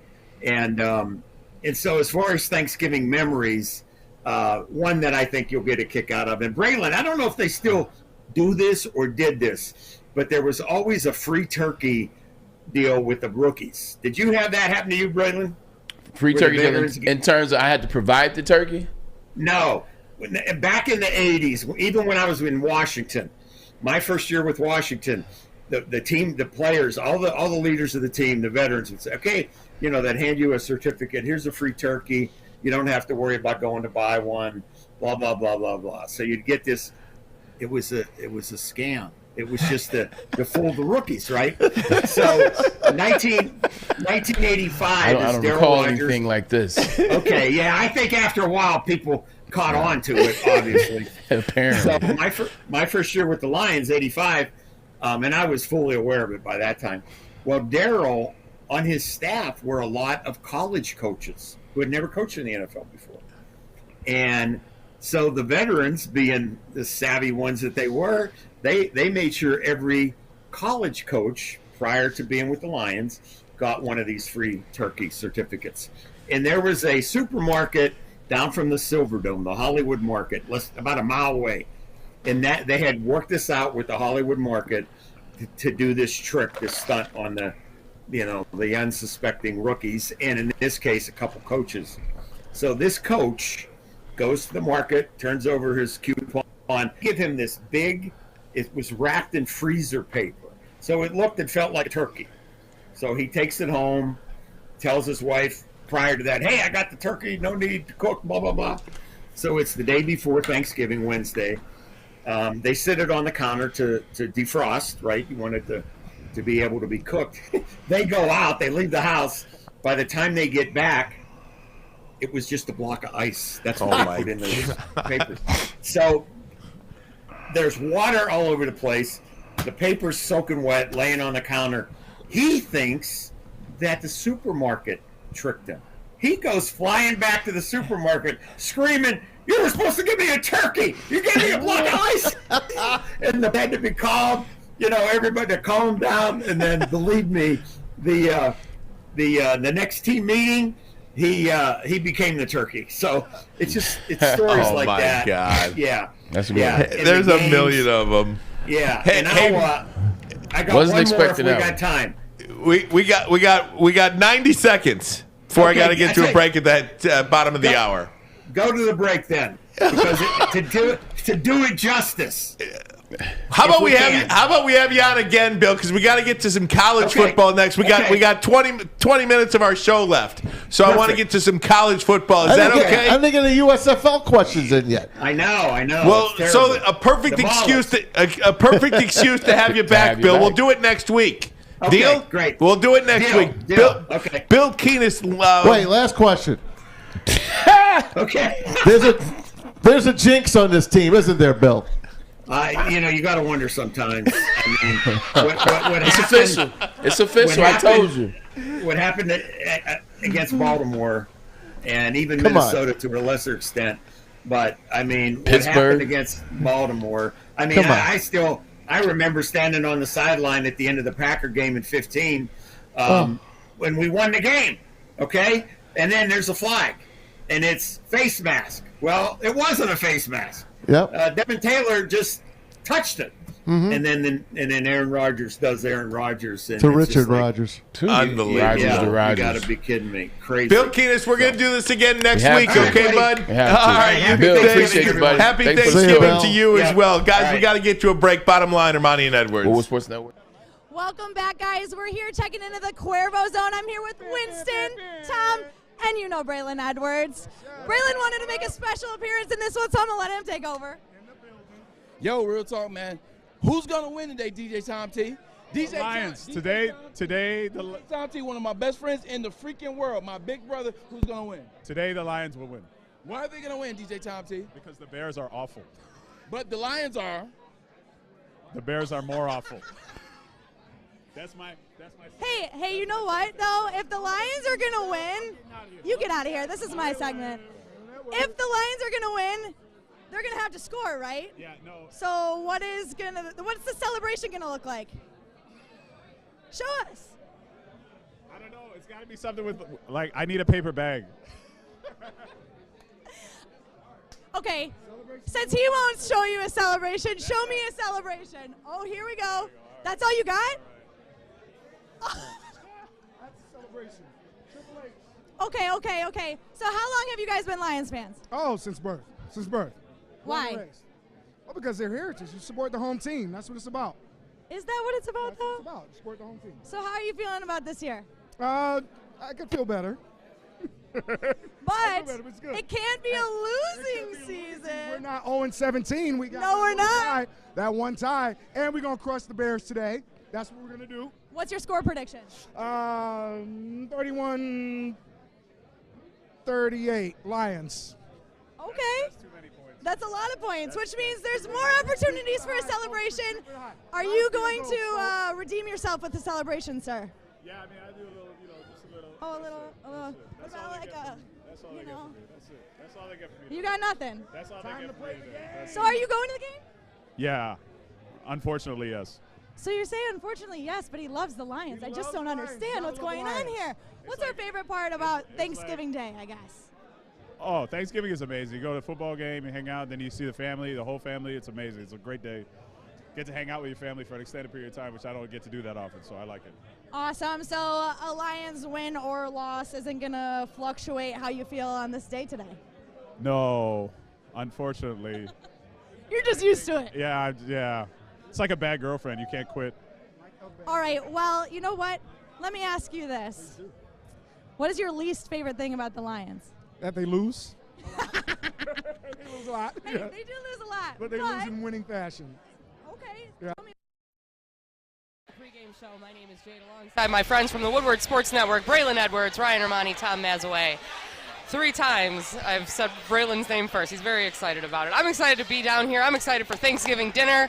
I'm excited for the Lions' first win. And Maz just showed me the stat. Where'd it go? Did we flip? Oh, no, right here. Okay, Right so there. the Bears lead the Lions all time in the series. Oh, God, it's rough. It is. 103 to 75 to 5. 103, Wow. 75, and 5 all Incredible. time in the series.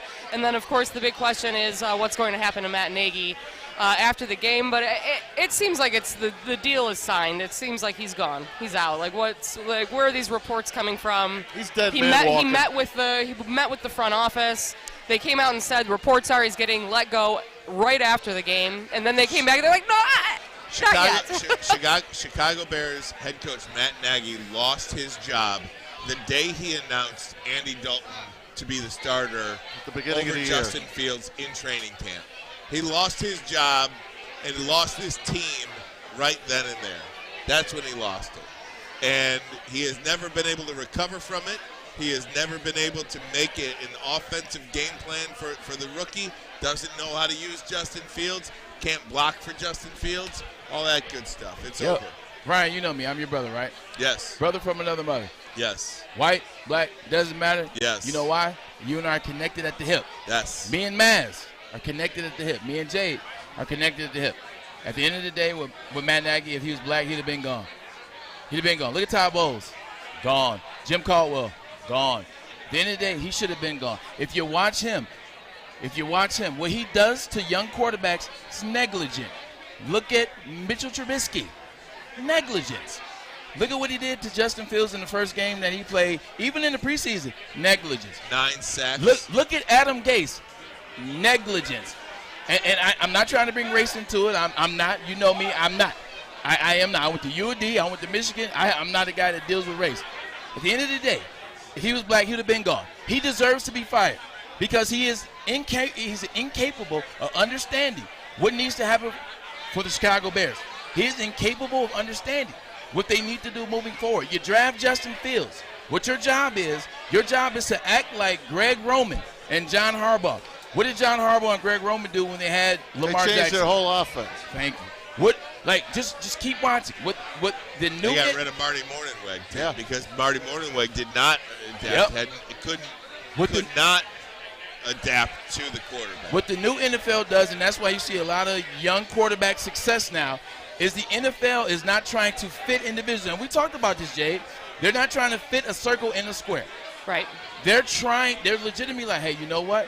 When Lamar Jackson won the Heisman Trophy, why did he have success? Why was he successful at Louisville? Why was he successful in the ACC? Oh, he was doing this.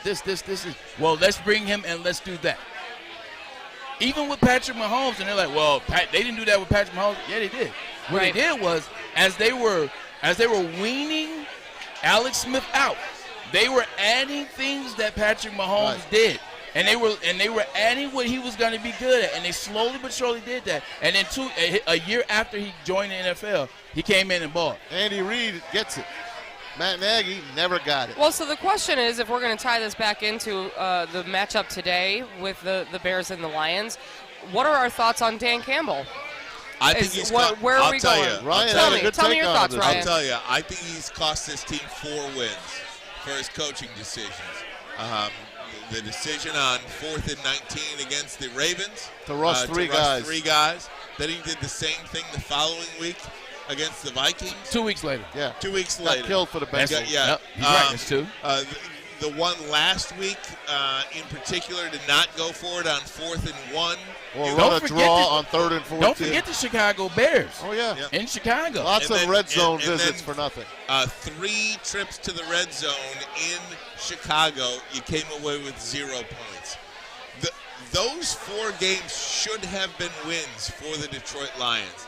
We talk about in baseball how a good manager can win you 8 to 10 games a year. That's the case when you have a roster deficient of talent most weeks from the one that you're playing. Your head coach has to help you out and put you in positions to win. This team, can you imagine how good of a feeling you would have if Dan Campbell and this roster was 4-5 right now? Oh yeah. And they should have won. They should have won the Pittsburgh game. They could easily have 5 wins. Yeah. Right.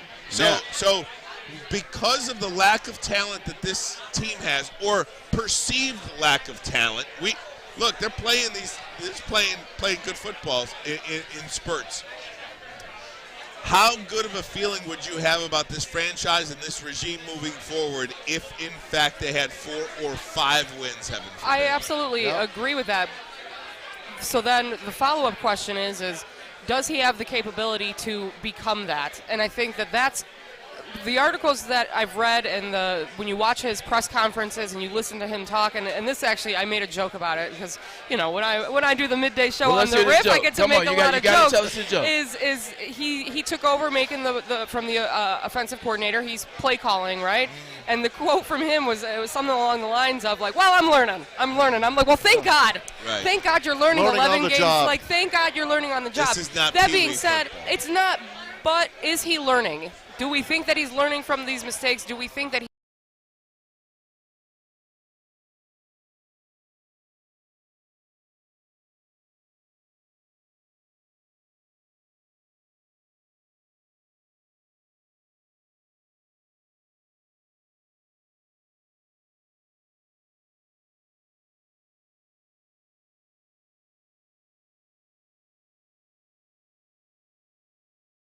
of individual times where he's like, should I go for 4th? Yeah, I'm going to go for it. And then everybody punished him for it. Well, you know what? I'm not going to go for it on 4th down. Then everybody punished him for it because he didn't get it in either situation. So, but with the one thing he did do, I will give him some credit because we're very, we're on him. We're on the Detroit Lions. We're on him, as we should be. But the one thing you got to give him credit for, he realized that Anthony Lynn, offensive coordinator, was not getting it done. He realized that they were not getting it done in terms of offensive output. The defense have been playing well. Aaron Glenn has that defense. They are figuring it out. It doesn't matter who's playing. They make plays. They find a way to get to the quarterback. They get interceptions. I don't know how the hell they're doing it. But Aaron Glenn has those guys doing it. Yeah. But you know what he did? He said, you know what? Anthony Lynn doesn't get it. So I'm going to remove him, and I'm going to take over. I'll use his input, but I'm going to take over. It is very hard for an NFL coach to do that because a lot of NFL coaches, they just want their defensive coordinators to do their thing. They want their offensive coordinators to do their thing, and they don't want to seem like they're, putting their hands in the business. Like, you know how when you're cooking in, like somebody's cooking in the kitchen, and someone's looking over your shoulder. Exactly, man. And you're over the shoulders. You're like, no, How you need to come put some every more. time I'm in the kitchen, You're in the kitchen. in the god doggone refrigerator. Oh, trust me, I know we're on one-on-one. I'm not cursing, but yes. How many times have you been in the kitchen? Someone looks over your shoulder, or you look over someone's shoulders. That's what the coaches don't want to do. Sure. But he said, you know what? We are 7-0-1 or 7-1-0, whatever they were. He took over. He said, you know what? I have to try something different because Anthony Lynn's last year and a half, he was terrible with the Los Angeles Chargers, and that's why he was removed. And then he's now showing you why he was removed. Dan Campbell took it upon himself to say, you know what? He doesn't realize that Anthony Lynn, you played running back for the different Broncos on the Super Bowl team, 2 Super Bowl winning teams. You know you got DeAndre Swift, run the ball. He didn't want to do that. Dan Campbell said, you know what? Hey, I really appreciate you. I got to get the ball to DeAndre Swift. You can go over there and sit next to me and just give me a little bit of input. I can appreciate that. That's what's up. So that's the laydown. So I'm listening and absorbing all of this correctly is that he's made some mistakes. It's his first year. He's never been a head coach. We're still willing to give him a chance. We have no choice. We have no choice, but we're still willing to put our hope out there and say, like, all right, man, like, we'll let you make a couple of mistakes. They're not going to the playoffs. They're not winning. We're not going to do anything. So I think if you can get it out of your system, if you can make mistakes and learn from them, and we can watch you learn from them. Yeah. You know, when my dad is watching and his whole thing is, well, they suck, and he could call plays better than Dan Campbell, and my dad never played football. You know. We don't want to have those feelings as fans. I don't want to have a feeling as a female fan. I could play calls better than that. Yeah, you're right. And I promise, I know I've been talking a lot. But at the end of the day, when you talk about that, how much of that is like, you know what? Dan Campbell versus Brad Holmes. We're really just allowing Dan Campbell to falter through the season, stumble through the season, do whatever, cry, emotional, do whatever you need to do. Because we're really waiting to see what Brad Holmes can bring once it turns February. Yes. That's what we're really waiting for. So that's what's going to happen. Like, we're giving him space because we're really, really, really banking on the things that they say about Brad Holmes and what he was able to do in Los Angeles and St. Louis in terms of bringing talent in, paying attention to talent, knowing how to draft talent, knowing how to research talent, knowing how to get the salaries and the contracts done. We're really banking on Brad Holmes, not Dan Campbell. I would agree with that. And we've got some other big games today. The Cowboys always play. Oh, Wasn't it always the Lions playing the Cowboys? No, the Lions. Cowboys have their own game. They have their own game. Okay, so the Raiders at the Cowboys and then the Bills at the Saints. What happened to the Bills last week, guys? I picked them. You knew. Brandon, you knew that the Colts were going to win. I told you. What happened? One day you'll listen to me. Look. I actually did very well last week in the pick'em. I did too. I'll let Ryan go. Well, Maz, you go because I'm looking for something about the Bills real quick. The Colts are peaking. They had the first 2 games they lost. They got it together. They lost 2 tough ones to the Titans. They've hit puberty in the season. They did. They're a playoff team from last year. I mean, they ran in. Who'd they wind up losing to last year? Here's the deal. Was it the Bills? Bills. The Bills beat them last year, but the Titans beat them last year. But the Colts are a real together team, and Jonathan Taylor has brought it all together. Jonathan Taylor is the best running back in the game, aside from Derrick Henry, who is out. Here's what nobody's talking about. Nobody's talking about the Buffalo Bills, who was my Super Bowl pick, one of 2 Super Bowl, right? The Bills. This is the Bills' wins, okay? They beat the Jets. They beat the Dolphins. They beat the Houston Texans. They beat the Washington football team. They beat the Miami Dolphins again. Wow. That's 5 of their 6 wins is against teams with less than 500 records. Now, they did go on the road and beat Kansas City when Kansas City was playing their worst football. So I think there has to be some questions now regarding the Buffalo Bills. I like New Orleans tonight. I like New Orleans at home tonight. What's the Saints record right now? They're mediocre. 5-4. Yeah, they're mediocre. Okay. 5-4, 5-5. Middle of the pack. They have Trevor Siemian as their quarterback. I know Sean Payton's a genius. 5-5. Yeah, he's a genius with quarterbacks, but I just don't see them winning, especially without Alvin Kamara tonight. I think the Bills will lay him flat tonight. I think the big thing for me as it relates to the Buffalo Bills, you talk about Josh Allen, you talk about what they've done, you talk about the Bills Mafia. I think what happened to the Buffalo Bills is it's twofold. Their defense is actually good. They have a really good defense. They have a lot of good players on offense, but you know where they don't have good players at on offense? Running back. Oh, Maz knows his stuff. They haven't had a running back in the last 2-3 years. They haven't had a running back since O.J. Simpson. No, Thurman Thomas. But they literally were finding ways to win games with the wide receiver, but everybody glossed over that. And now you're really seeing that they need a running back. They don't have that running back. Everybody crowned Josh Allen. Oh, Josh Allen's the next one. Josh Allen's the guy. He's the MVP. They're going to win. Based off what? Based off what? Like, everybody wanted them to win so bad versus everybody paying attention to the logistics of what they do and paying attention and breaking it down. No running back game. Josh Allen does not play well against teams with good records. Josh Allen does not play good with a quarterback that has more QBR efficiency than him. Nobody talks about that.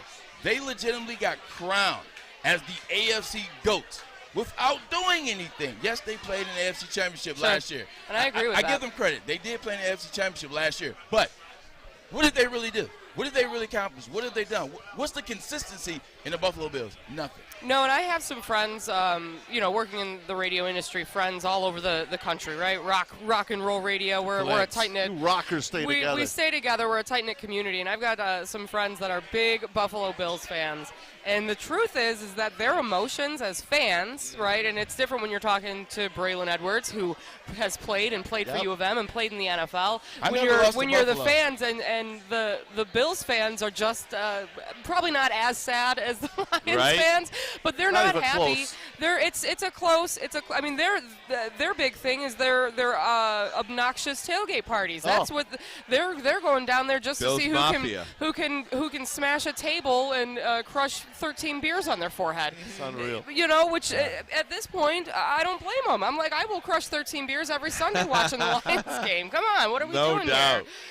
So I agree with you that the Bills. They got a lot of talk for no show. The Bills Mafia, if people really want to pay attention, I know Maz knows this. The Bills Mafia started doing all that extra stuff in terms of the tailgates, the jumping on tables, fire, whatever it was. They started that when they were terrible. Right. They just started that. Because they had nothing else to do. Exactly, Jade, exactly. They did that so that they could find a way to come to the stadium, have a good time. Ralph Wilson Stadium. They figured out a way, you know what, we can come to the stadium, have a good time, figure it out. The Bills can do whatever the hell they want to do. They never hold the Bills accountable. They're just happy the Bills are in a conversation. Right. They're just happy the Bills are in a conversation, and I think the Bills are starting to buy into that because they're not being held accountable, and everybody's giving them too much credit for not doing anything. Right, I would agree. Well, we are broadcasting live here down at the Tin Roof. It is the Thanksgiving tradition, the 82nd Thanksgiving game here in Detroit at Ford Field. We have got still more to get to, and I know you guys want to talk a little Ohio State, Michigan football coming up this weekend. So we'll do that. The Riff Zone and more. Come on down and join us. This is the DraftKings Rock and Roll pregame show on 101 WRIF.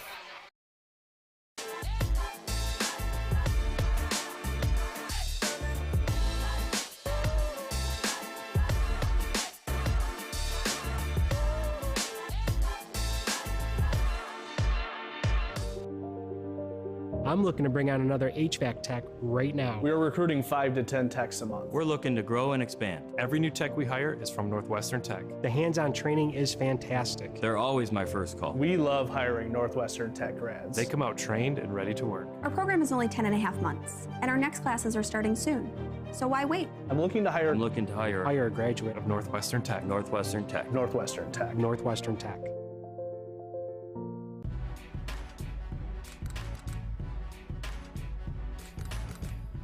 Happy Thanksgiving, Lions fans. This is Corey Woods with the Woodward Sports Network checking in with your pregame roar on Woodward Report. And as you can see, I have Ford Field right behind me because at 12:30, your Detroit Lions are going to be taking on the Chicago Bears, and they're still looking for that first win.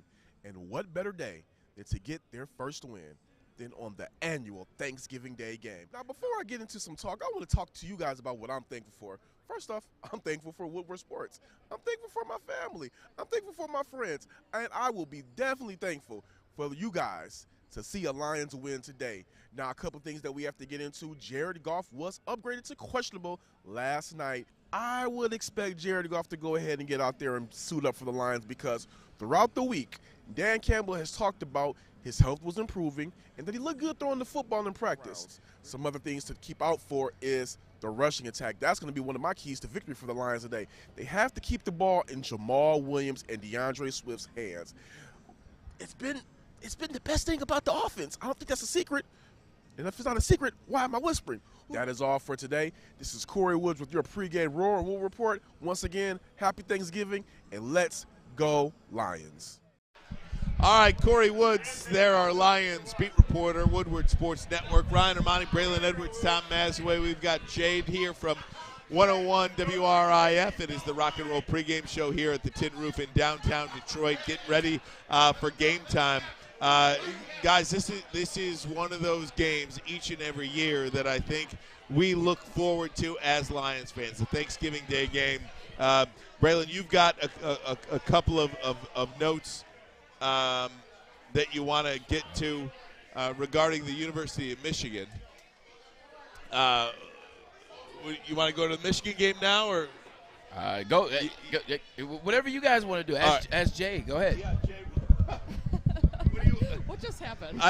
We're having a sidebar. Like we're trying to talk and be on the air at the same time. I would say It doesn't work. Yeah, it doesn't work. It doesn't work actually, ever. Actually, it does Yeah. work. We're going to jump into the U of M and Ohio State game. Yeah, okay. So Michigan, Ohio State coming up this week on Saturday. I think Michigan has an opportunity to win the football game. Braylon, what do you think it's going to take to get it done? 4 things. Like literally, we've talked about this for the last, I say 2 weeks. At least a week and a half, we've talked about what Michigan needs to do to win, what Michigan State needed to do to win. So we've basically been observing Ohio State for the last, 2.5 weeks, trying to figure out what did it take to beat these individuals. 4 things, like, and it's not easy because Ohio State's offense is really good. C.J. Stroud is really good. Chris Olave is really good. Jackson and Jigba, really good, really talented. Wilson, really talented. Travion, talented. Mayan Williams, talented. With that being said, time of possession, keep those guys off the field. Who has the 3rd-rated rushing attack in NCAA? It's Michigan. Right. And now you've added another element to that in Donovan Edwards. So now you have 3 running backs. Time of possession, control that. 2. What did I say? I'm over here. Pass rush. And Michigan State couldn't get off blocks. Michigan State couldn't get to C.J. Stroud. C.J. Stroud was legitimately in the backfield texting his girlfriend, texting his side girlfriend, sending emails to his professors in work and homework and etc. He's watching Hulu on his cell phone in the backfield. That's how much time that C.J. Stroud has had the whole year. Nobody has got to C.J. Stroud. Nobody has put pressure on C.J. Stroud. You got to remember, he's only 19. He's still a kid. Yes, he is having a great year. He's still a kid that needs to face some adversity. That's 2. Press the receivers. Everybody's scared of their receivers, rightfully so. Nobody puts any pressure on them. Everybody stands, as Maz has said, everybody stands about 5 yards off, 7 yards off, 10 yards off. They're trying to keep things in front of them. But what happens is when you can't get to the quarterback, you can't keep things in front of you because all those guys run 4-4-4-3. All those guys are very talented. And the quarterback is really good as a young guy. The 4th thing, don't overthink your skill players. You got Donovan Edwards now.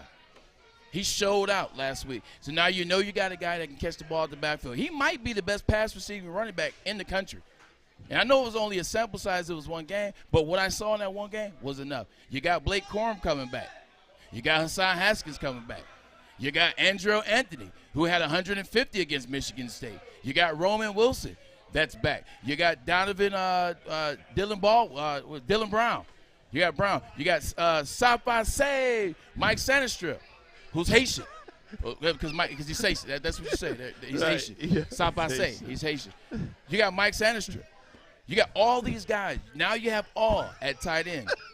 Now you have Schoonmaker scoring touchdowns in the red zone. Now you actually have an offense that resembles Michigan when they had success, whether it was Butt, whether it was Tooman, whether it was Jopper, whether it was Thompson, whether it was whatever.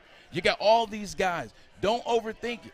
Because now you get as offensive coordinator, Gaddis, who's up for assistant coach of the year.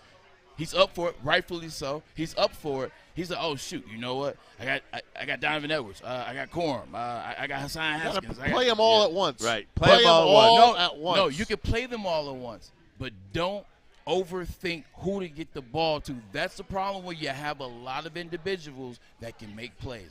That's the 4 things. Pass rush, press the receivers, don't overthink the skill position, and time of possession. Those are the 4 things for Michigan. Hey, Ryan's going to be at the game, so I will be. I'm on the sideline. I know you are. Yeah. I know you are, but you're always there. No, I'm not. He's making a special trip this time. Oh, man. yeah. That's because you know why. I'm looking forward You know why? to it. What time the game start? Noon. It's a noon game. That's why I'm he's going to going. the game. Right? I love the noon game. Big noon kickoff. It's always the noon kickoff. Yep, Right? it is for this one. That's why I don't like going to the 3:30 game. I don't like going to the night game. I like going to the noon game. I make an exception for the 3:30 game. What? Its spread, by the way, has fluctuated from 7.5 all the way till 9.5 last night. It's down to 7.5 again now today. Yep. And the Lions, by the way, spreads down from 3.5 to 2 now today. So money is going on the Lions. I want Look at that. Late money. I want you to say something because you said something the other day. It was very insightful. You talked about why the line will go up on Ohio State, Michigan, and then why it will go down towards the end of the week. Why was that, Maz? Because the late money is coming from the people here at Michigan. Yep. And that spread is going to dip below 7.5 by the time Saturday kicks Maz off called at that. I noon. guarantee you by kickoff, the spread might be 6.5. Hey, how we That's doing in where I our was going. picks? When do we rejoin RIF? I want to do our pick segment. That's like 12:40. We got about 25 3 minutes. Oh man, we got to get to the picks. I literally was kicking everybody's ASS, and then somebody stole my picks and messed me up. Who stole your picks? Well, it's a friend of mine. You know what I'm saying? It's a friend of mine. I love him to death, but you know what I'm saying? I don't want to throw him under the bus. Oh man, When Joik you Bell. guys aren't- when you guys aren't here, Joik Bell. Whoever Oh, comes in Joik. picks for you guys, and so Joik picked for. I'm still in first place, Braylon, right? But yes. Oh, then, man. I've been on Sid fire picked all for year. you, and then I believe I can't remember who was here. It was 2 weeks ago. Was it Neil? Was it Joik or Neil? Yeah, Oh, it was man. Neil. Joik and Neil. Yeah, so Neil then picked for you. Oh and man, so, how did he do? I'm falling apart. I was You're a leading disaster, early. man. I am a You're doing disaster. good. I had a We're great tied, week. actually. No, it's different now after last week. After last week, you guys were tied last week. Or you and Steve, I think, were tied last week. Who's in first place now? You still are. Excuse me. Just throwing that out there. Very good. Well, this is Well, great, guys. What we have never established, and now that we are more than halfway through the season, is what's on the line here for the Pick'em League. Ooh, I don't know now. I mean, you guys are right up in there. We're all in it. I had a good week last week, so we're all in it, and we have an opportunity to change things. I've got a new strategy. I'm just basically picking what Braylon picks. Yeah, right. That's a good strategy. You got to pick last. That's the key. That's the key. The key is picking You last. want to see what everybody else picks. It's Thanksgiving Day. The Lions, obviously, it's the 82nd game. How about this? Let's run the top 10 plays before we rejoin the RIF. Top 10 Thanksgiving Day plays. Let's take a look at them. And you guys have a good view of the TV for Thanksgiving in 2013, Kevin Ogletree, the one-handed grab. How about that, Ogletree, not Oglesby. Then in 1995, Barry Sanders, a 50-yard touchdown run against the Minnesota Vikings. Detroit won that game. It's Barry. Summerall on the call. Then against the New England Patriots, Bryant Westbrook. All the Remember way. him from Texas? 101-yard interception return for a touchdown. Here comes Good the old. dance. That's a beautiful Silverdome shot Did you there. see Bledsoe get knocked down? Oh, yeah. Drew Bledsoe. Bryant Westbrook was a really good player for them. In 2014, Calvin end. Johnson. Calvin. That was at the goal line. He goes up for that. Look at those end zones. Those were some ugly end zones. Hold on. Hey, pay attention to that play because Marvin Jones Jr. has another one We're very quick. similar. Dave Craig to Herman Moore. Flea flicker. Herman Moore, one of the great Lions receivers of all time. Watch Marvin Jones has a play just like Calvin. Absolutely. Matthew Look, here it is. Stafford. There it 40. is. Oh, look at that. Up and over Does the that top. look very similar? That is absolutely very similar. Look at this. Up, That's under, number up, 5. At number 4. At number Dave 4. Craig again. Ron Hall. How about that? The tight end. We'll have to. We got 30 seconds left. We got it. It's coming. Oh, look at that Look at against that the catch. Buffalo Bills. Here comes another pitch. Interception. Darius Slay, Darius 23. Slay. Let's go, D. Slay. Let's go, D. Slay. Darius Slay, Wrap number it up 3. to the We'll RIF. wrap it up. All right, very good. We're going to the RIF. By the way, Darius Slay, 3 touchdowns this year. Not How about bad. that? Not bad for a guy on defense. More touchdowns than the Lions have had in the last 6 weeks. Talk about it. That's right. We are broadcasting live here. Oh, here we go. We are broadcasting live at the Tin Roof. It's the DraftKings Rock and Roll pregame show on the RIF. My name is Jade, alongside my friends from the Woodward Sports Network, Braylon Edwards, Ryan Ermani, and Tom Mazaway. Guys, we are getting close to game time. I am getting hungry. I am very excited for food today and to watch Big Sean in the halftime show. I'm pumped for that as well. So we're going to get into the RIF zone so that Maz can get on over to Ford Field. Yeah, let Maz get out of here. He wants to get out of here. We got Jersey Mike. He wants to get out of here as well. Did he already leave? Jersey Mike? No, he's waiting for me. Oh, okay, cool. So the standings right now, Week 11, Braylon at 29, Ryan 27, Steve has 26, Maz and I tied at 23. I had a huge week last week, though. I went 4 for 5. I beat everybody. Maz, you didn't get a single one. What was that last week? Last week you were also 4 for 5. We tied last very good. week. So Remember we I had a took good the week. opposite last week Yeah, to try to you- catch up? yes. It didn't work. It did not work. But we talked about that when everybody left, though. When we still were there watching the first couple possessions of the Yeah. Detroit Lions game. You had some good picks. I was trying. So as it stands right now on my sheet, it's Lions plus 3.5 against the Bears. I believe you said it went down to 2. It's down to 2. It's down to 2. What are we going to play with? We're playing with the number on the card. We're playing with the number on the card, so 3.5. Braylon, what's the deal? Lions versus the Bears, 3.5 spread. Who's going to take Lions win today. Lions win today. Lions get their first win of the year. I think they win today, too. All right, Mr. Lions Matt. get their first win of the year. Based on nothing other than the fact that I don't need think a win. they're going 0-17. All right. I want the Lions to win so bad. I got to catch up, right? Yeah. Give me the Bears. Oh, Matt's going the Bears. I'm going the Lions. Steve, what are you going with? I think this is the first game this season that the Lions' defense might be better than their opponent. We'll find The Bears have some injuries, so I'm going Lions. All right. Over under total points, 41.5. Which they have not been putting up a lot of points at all. Actually, I think only 26 total since Dan Campbell took over making the calls. So that's exactly why I'm going to take the over. That's why it's you're too take easy the to over? take the under. Yeah. Okay. Ryan's taking the over. Braylon, over under 41.5 total points for the game today. Going under. Taking the under. Mr. Tom? I'm with Ryan. When it smells too good, then you go the other way. Give me the over. I'm going with the under as well. I think that neither one of these teams they can't even hold on to the ball. I love how Ryan and Maz have legitimately talked about the Detroit Lions not being able to get 17 points already. Exactly. But now all of a sudden they want to take over. over. We think the Bears will get 30. Yeah. You said what? Right. The Bears will get Based 30. on what? Their best wide receiver is hurt. They don't give the running back the ball. When it looks who's actually probably the second best player on offense. When it looks too easy, it just isn't always not that necessarily easy. true. Sometimes when it looks too easy, you want to go away from it because you think it's too easy. Sometimes when it looks too easy, it's what it's supposed to be. All right, Steve, over under total points. Whoever gets behind will be totally dejected and won't score much at all. Under. Yeah. Oh, he's going with the under. You're. Oh, sorry. Raiders plus 7.5 at the Cowboys. That number's that big for a reason. I'm going to go with the boys. The only thing that I don't like about it is that CeeDee Lamb is out and Amari Cooper is out. So that's what I don't like about that. But going with the Cowboys? Sound like you should change your answer. All right, Braylon. What you said. The Raiders. Going with the Raiders. Braylon and I are. Oh, no. Viva Las Vegas. Going with the Raiders. There we go, Maz. hold on. Maz, say it one more time. The Raiders. Sounds like it hurts. It does not sound good. I'm going with the Cowboys. Steve, who are you going with? Yeah, I'm going Raiders. All right, Steve going with the Raiders. Of course, we got big college games coming up this weekend. Penn State at MSU straight up. Braylon. I'm taking Spartans. Going with the Sparty, Mr. I said Ryan. Michigan State was going to lose 4 games this year. This will be 3. The one I got wrong was the Michigan game. So I'm you got that right. We got cheated. Yeah, I'm going to go with Penn State. I'm going to go with Penn State. My butt. Tom? I'll go with the Fighting Mel Tuckers. All right, and I'm going with the Spartans. Go green. Steve? Go white. All right, let's do it. Hey, we're in there. Knock that off. That's over with. You guys had a chance, and it came, and it went.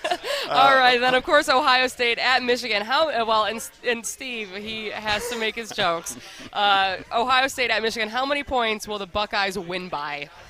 That was how I phrased it's an 8.5 spread. That's how we phrased it. Minus 10. Oh, because Michigan's going to win by 10. Michigan's going to win by 10. Michigan's going to win by 38-28. 10. Okay, Braylon? I've been saying this all week. I've been very consistent. Actually, Maz, Angelique and I had the same score, didn't we? You did. 35-28 or something like that? No, upwards. 34-42. Okay, all right. You know who's winning? Win. You said what? Michigan. Who the hell did you say was going to win at the beginning of the season? Michigan. That's what's all right, Tom? I got the Bucks by 4 tomorrow.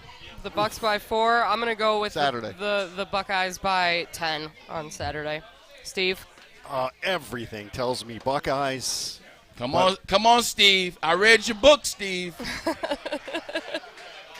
They haven't faced that level of defense in a while, and if Michigan can run the ball, if they can, which they have all season long, they squeak it out. They're at home.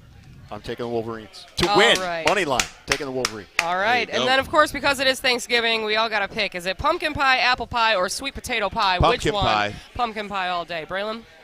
Where are you at with the pies? Black, man. Come on, man. You guys don't do pie? What does that Hell mean? yeah, we do pie. Sweet potato, baby. What are my choices again?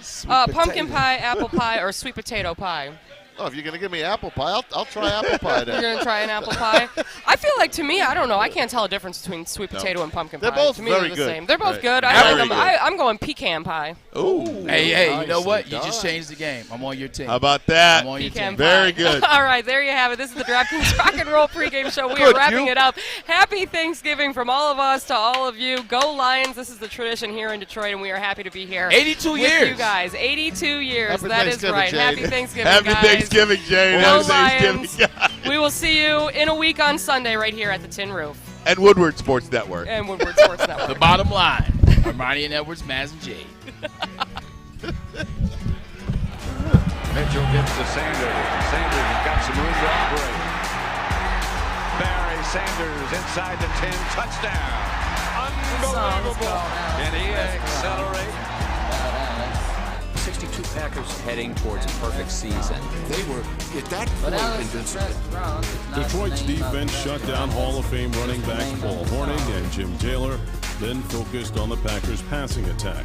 Just devastated the Packer offensive line. The Packers just didn't know how to react. They sacked Bart Starr 11 times. The Lions coasted to a 26-14 win, handing the eventual world champions their only loss of the season. Make sure you download the Woodward Sports app in the App Store and the Google Play Store today. Take Woodward Sports with you wherever you go and listen live on your phone or mobile device.